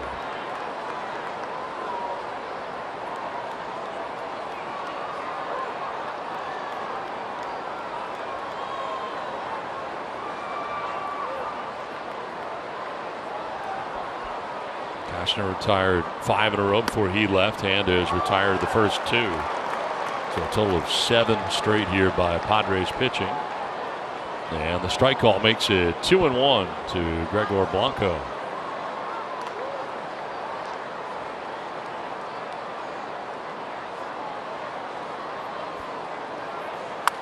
Fouled off to the left out of play. 2-2.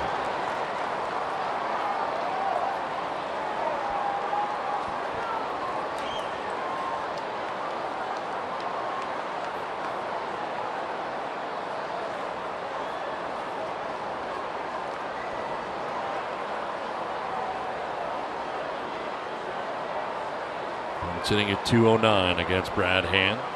60 strikeouts, 43 appearances. Kind of an emergency swing right there by Blanco as he fouls it back to the screen. Hey, the game like this, quick outs, right? Quick outs for the relievers.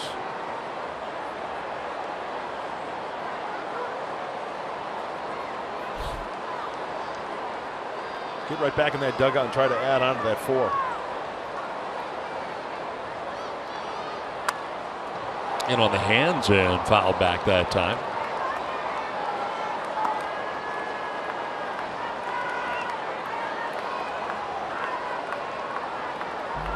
He's impersonating somebody, Alexi.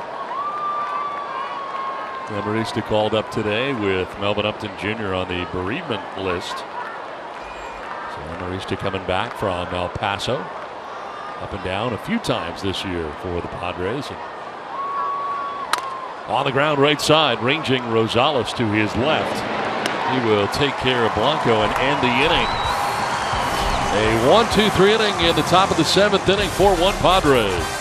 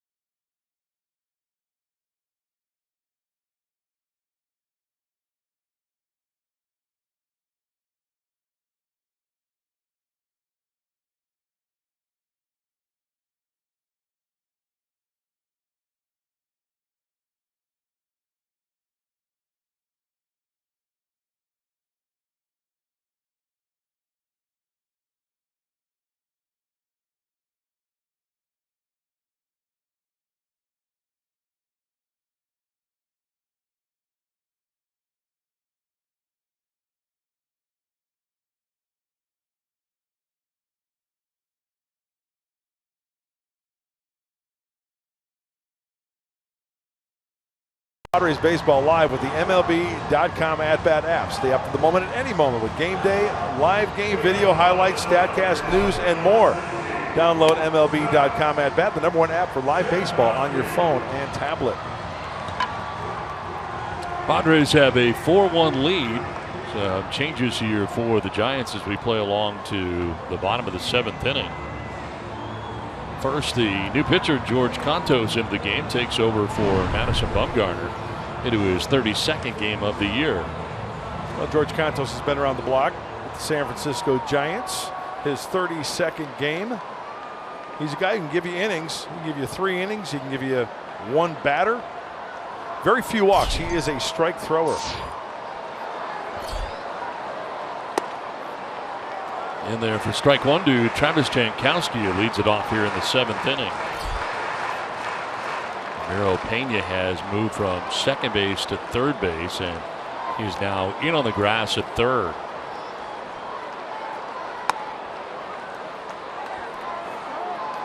Grant Green, who pinch hit in the 7th inning for Connor Gillespie, now in the game at second base.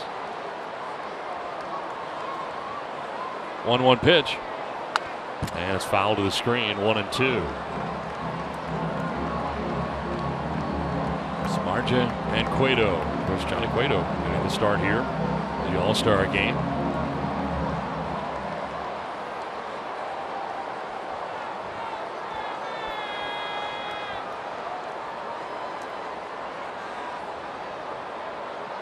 A 1-2 pitch.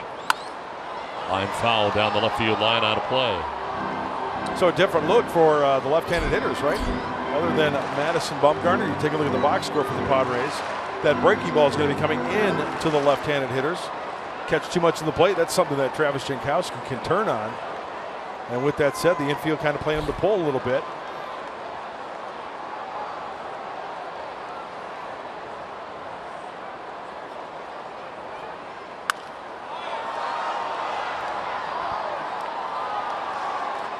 This rooftop shot is brought to you by Pinnacle on the Park. Great look back into Petco Park. Good crowd on hand here tonight for the first of 3 games against the San Francisco Giants. George Cantos first out of the pen tonight.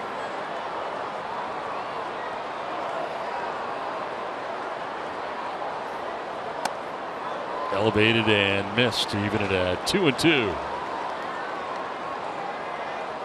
So Bumgarner tonight, 6 innings, 7 hits, gives up 4 runs, including 2 home runs.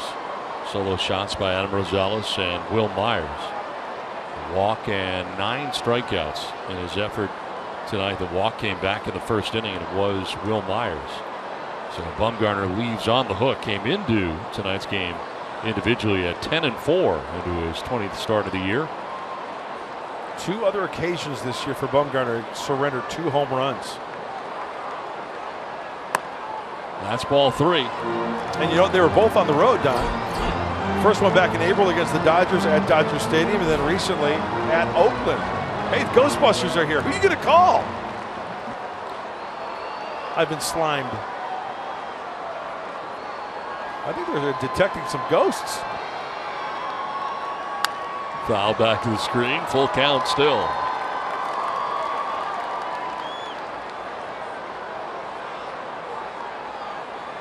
Dogs and cats sleeping together. Mass hysteria. You got any more?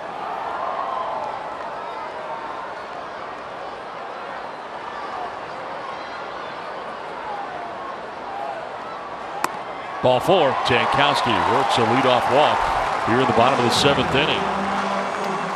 Saturday, MLB on FS1 is back with a big league doubleheader. It all starts when Big Papi and the Red Sox battle Carlos Beltran and the New York Yankees. Then Miguel Cabrera looks to slug the Tigers past a dangerous Royals lineup.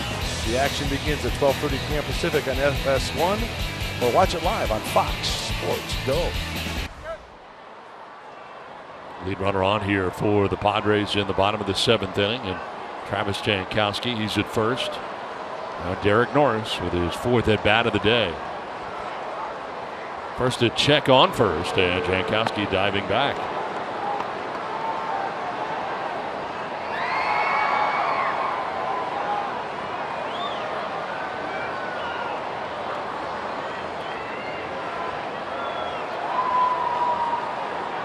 Norris had a base hit in the 3rd, 1 for 3 in the game tonight.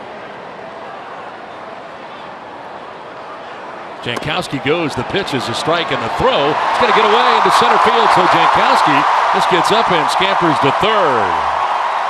So a stolen base and an E2. And Jankowski now 90 feet away with nobody out here in the 7th inning. Gotta love the speed of Travis Jankowski, and he gets a darn good jump.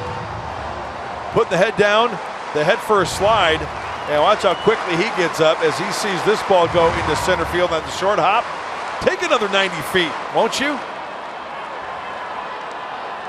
The ball kind of sailing away, short hopping at second base, and nobody out. Got to get that run in.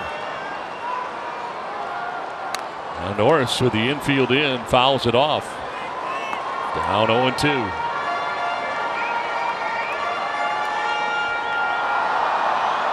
Well, Jankowski and his speed making things happen.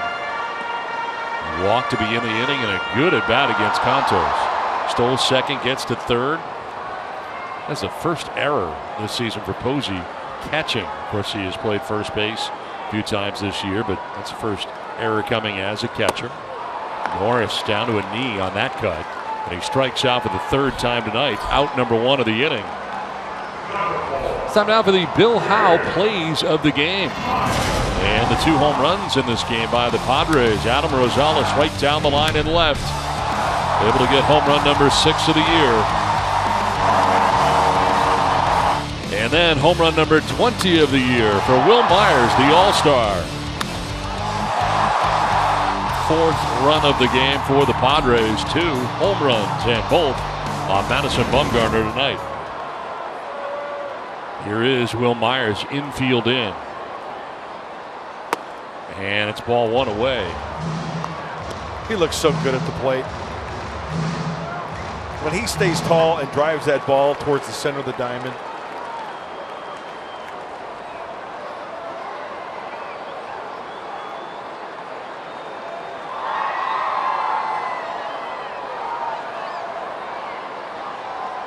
You know, I know this comparison. I've talked to Will about this when he first came to San Diego. I think it was documented in a Sports Illustrated article.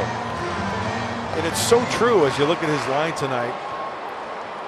He's a young Dale Murphy. He is. Isn't he? Yes, he is. I mean, it's absolutely. spot on. Yep.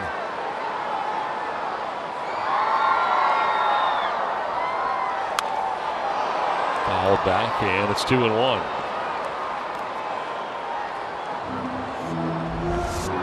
Well, here it is, the home run swing, the high leg kick. Look at the hand stays still, his head stays quiet, and then just drives. And all that energy going up from the legs to the barrel of that bat. Staying tall, but carrying a big stick. Oh, yeah. There's more where that came from there, Coolio. Going from Cha-Cha to Coolio. That's a huge run at third base. Myers lays off. And I think Will has come to the realization as well that he doesn't need to hit a home run here. Hey, if it's a fat pitch and it's a mistake, yeah. But he realized even if he fights something off for a strike, a jam shot over the head of the infielders playing in, that's a run. Something he could lift too, wouldn't be bad either. Also taking a walk. Lines it to short and going to turn into a DP.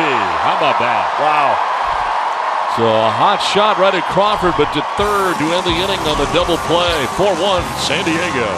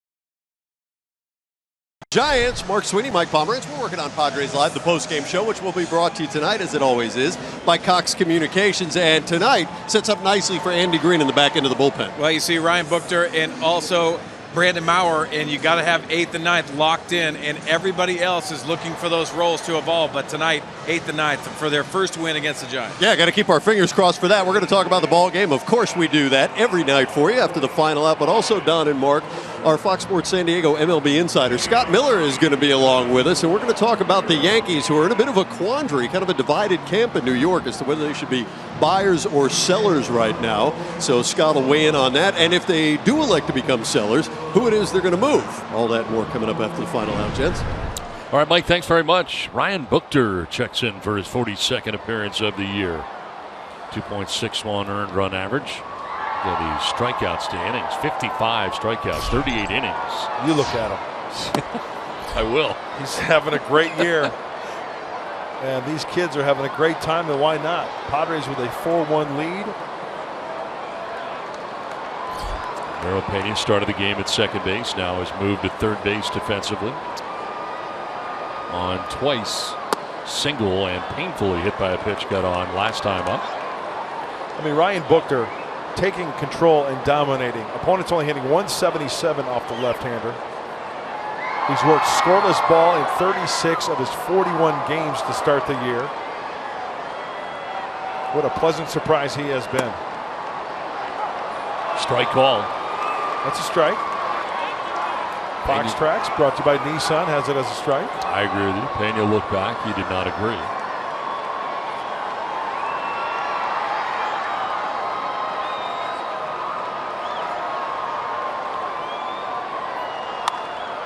Popped up, foul ground. Myers will go as far as he can, has a chance, and makes it.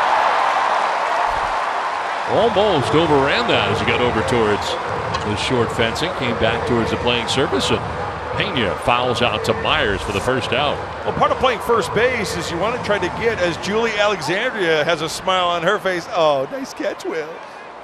Anyway, tried to go to that point, the farthest point, to make the catch, but that ball's going to come back towards the end. Did you see that? Yeah, I know you saw it. Another close call. How about the Julie Alexandria imitation by Mark Grant? That was brutal, I thought. I had a beat on it. I know you I did. knew it was happening. I wasn't scared. One down and pinch hitting here. Mac Williamson in the pitcher's spot. This is where Madison Bumgarner was tonight, was 0 for 2 in the game. Contos pitched the bottom of the 7th inning and now being hit for here. And Williamson fouls it off to the right, out of play.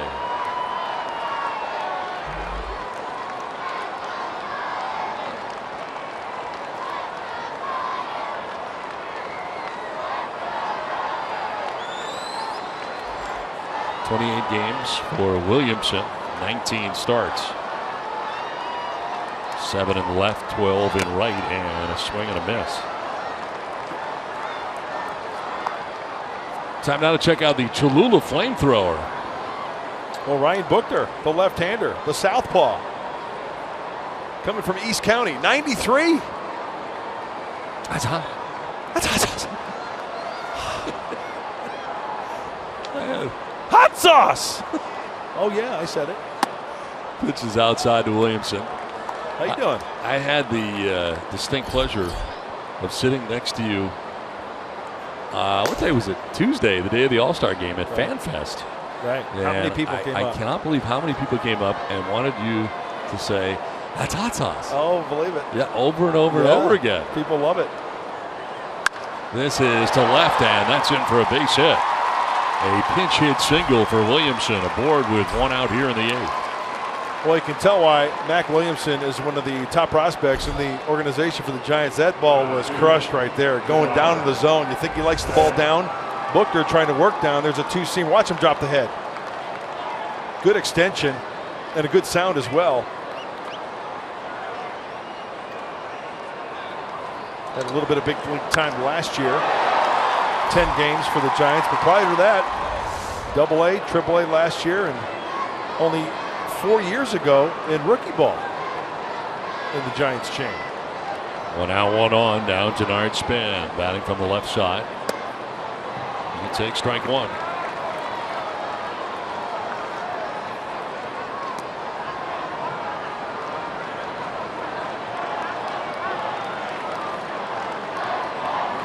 Lefty's sitting only at 140 against Ryan Buchter.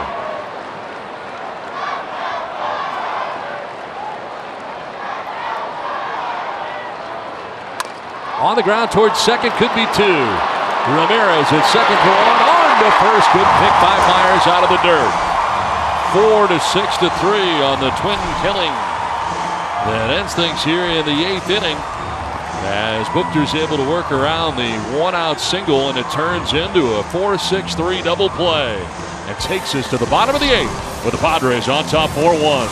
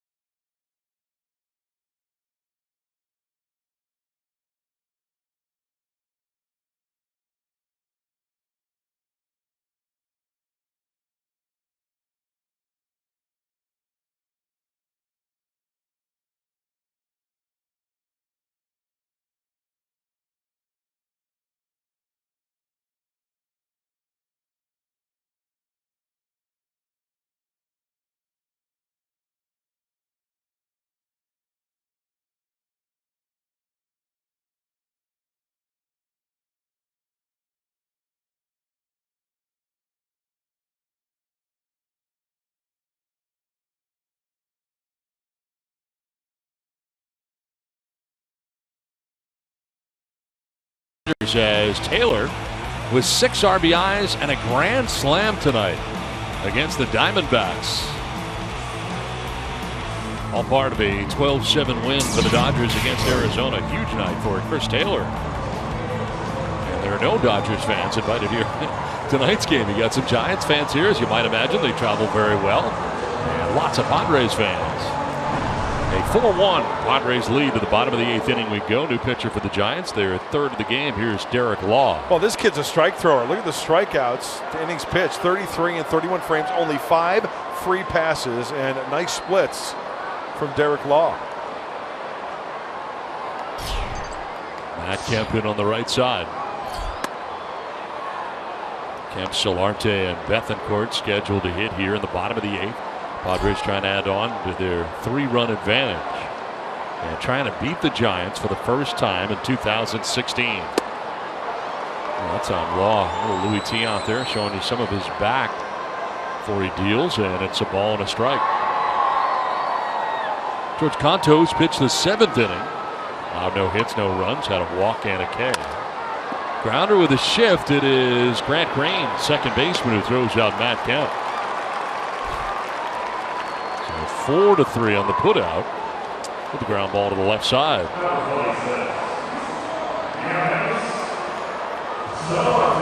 There you see the National League West. Padres 18.5 games out. We touched upon that regarding the trade with Drew Pomeranz. So the veteran left-hander going to Boston in the race. I mean, he gained 16.5 games in one day as Bruce Bochy finds himself 6.5 games in first place, and with the absence of Panic, Duffy, Pence, these Giants are putting together some type of formula and staying on top in the NL West. All the talk about the Chicago Cubs that has gone on during the course of the first half of the season, and no doubt about it, they're having a tremendous year under Joe Madden this year, and so much expected of the Cubs, but it is the Giants who have 4 more wins than the Cubs do at the All-Star break. How about that? Well, wasn't it? Didn't the Cubs have that skid? They were like 5-15 over 20 games prior to the break or something like that. I mean, they hit a skid. Yeah. The Giants surpassed them in victories, the most in Major League Baseball. Start the unofficial second half. Padres have the 4-1 lead against him so far tonight.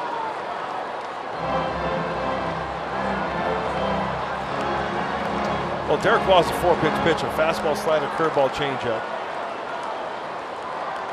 Mostly 4-seamers.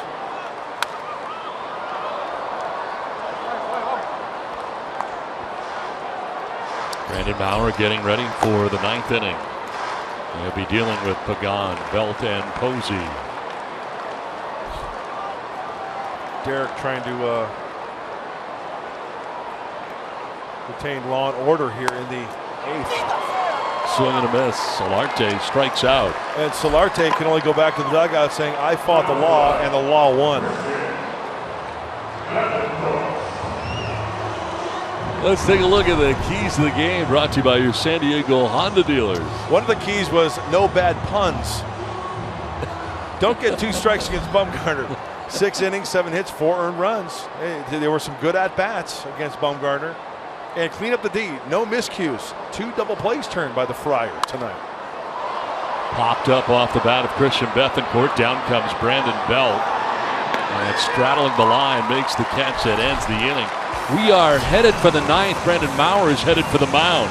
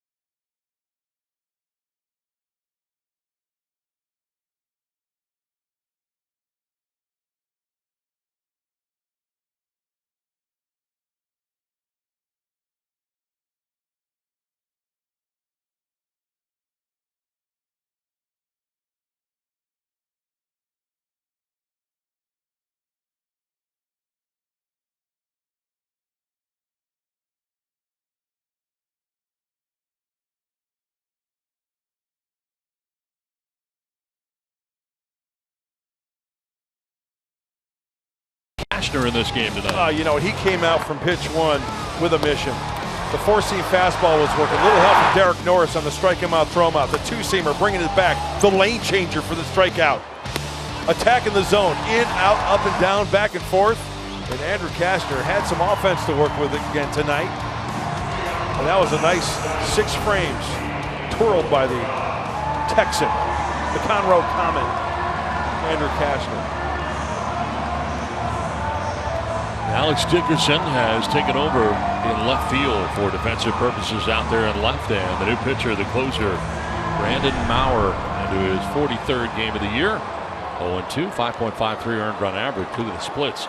Lefties, and about to face Angel Pagan, a lefty, hitting at just 195 are lefties. And a first pitch strike over the inside corner. Brandon Maurer likes to work quickly.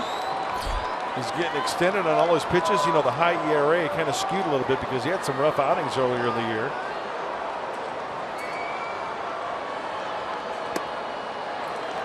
Another strike, and it's 0-2. Pagan 0 for 3 in the game. Has lined out to right, struck out looking, and has flied out to left.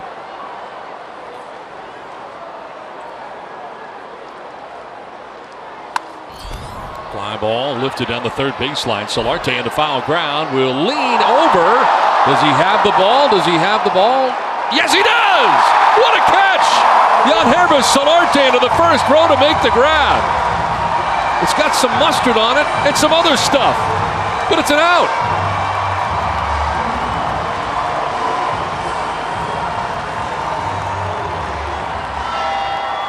That's a cheese ball! Mustard, nacho cheese, but he's got the ball.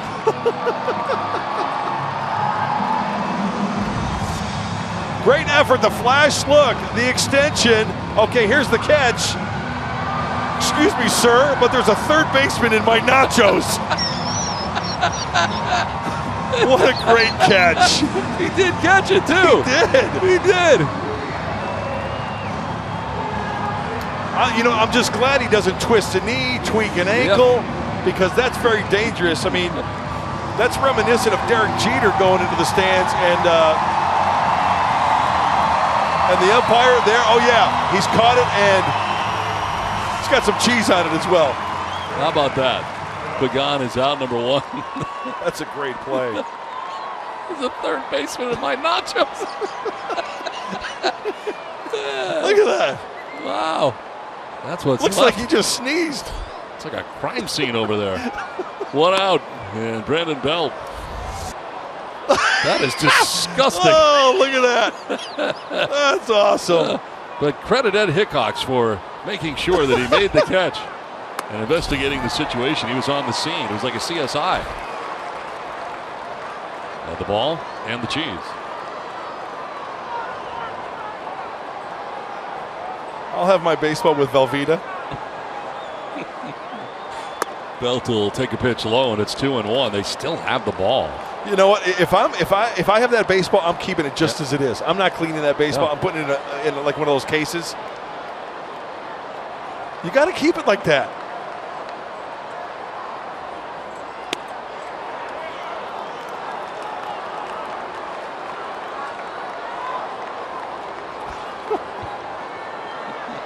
I want to know if he caught it cleanly. Yeah, how did it get all? Hold on, I'm getting a phone call. Pitch for a strike. If he caught it cleanly, how did all that cheese get on there? How did that cheese get on there? I think there are serious questions as to whether or not he kept the ball the entire time, because the ball was in the glove when he went in, right? Yes. So unless the cheese entered through the webbing of the glove, it'd be very difficult. What's a cheese ball go for on eBay? This is fouled off to the left out of play. Well, let's take a look. See, watch, he makes the catch.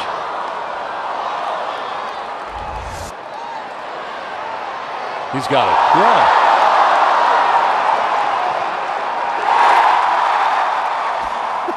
That's a lot of cheese to come through the webbing of the glove. Well, it's like something Gaylord Perry would be throwing. That's strike 3, and look out. Belt has struck out for the 4th time tonight. He's going to say some stuff to Mike Estabrook, and he will leave this game. He was frustrated all night. He's rung up again. And he is ejected from this game. Fourth time Belt has struck out. Takes out his frustration on the bat. Now gets ejected, and now his manager is going to take over this conversation. 2 outs in the 9th inning. And now Bruce Bochy ejected from this game as well.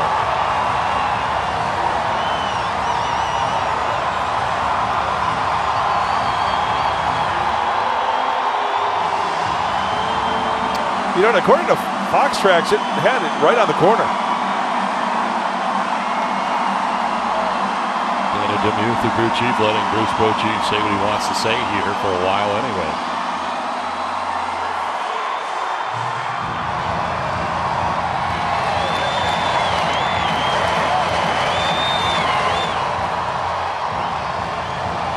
So Brandon Belt ejected, now Bochy.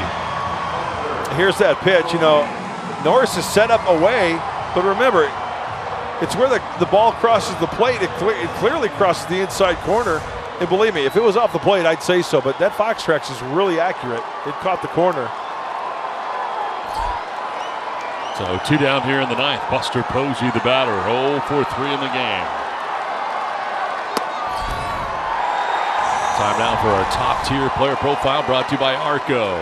Buster Posey, 318 average, highest post All-Star break average. Active leaders, very good list to be on, very impressive. And Posey had a solid first half, hitting near 300. Going away, ball and a strike. And we all know that Buster Posey, you know, has been on the championship teams with the Giants and an integral part of that offense, no doubt about it. And he's that type of player. Hey, when they can see the finish line, he's that type of guy who comes through big time.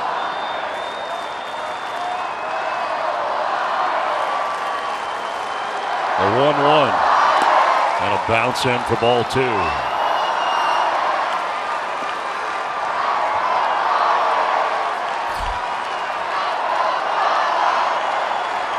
Good crowd on hand here tonight, trying to cheer their Padres on to beat the Giants for the first time this year.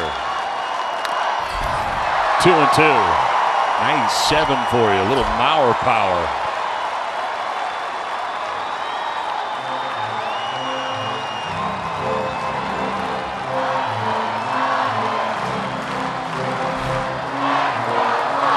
Two down in the 9th.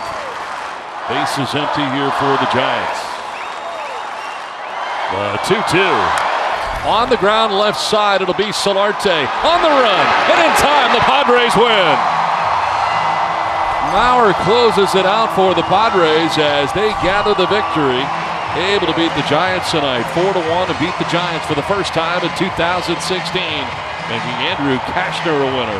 4-1 the final. Padres Live is next. Mike Pomerantz, what's in store? Well, Don, when Mark and I see you in the post-game show, you're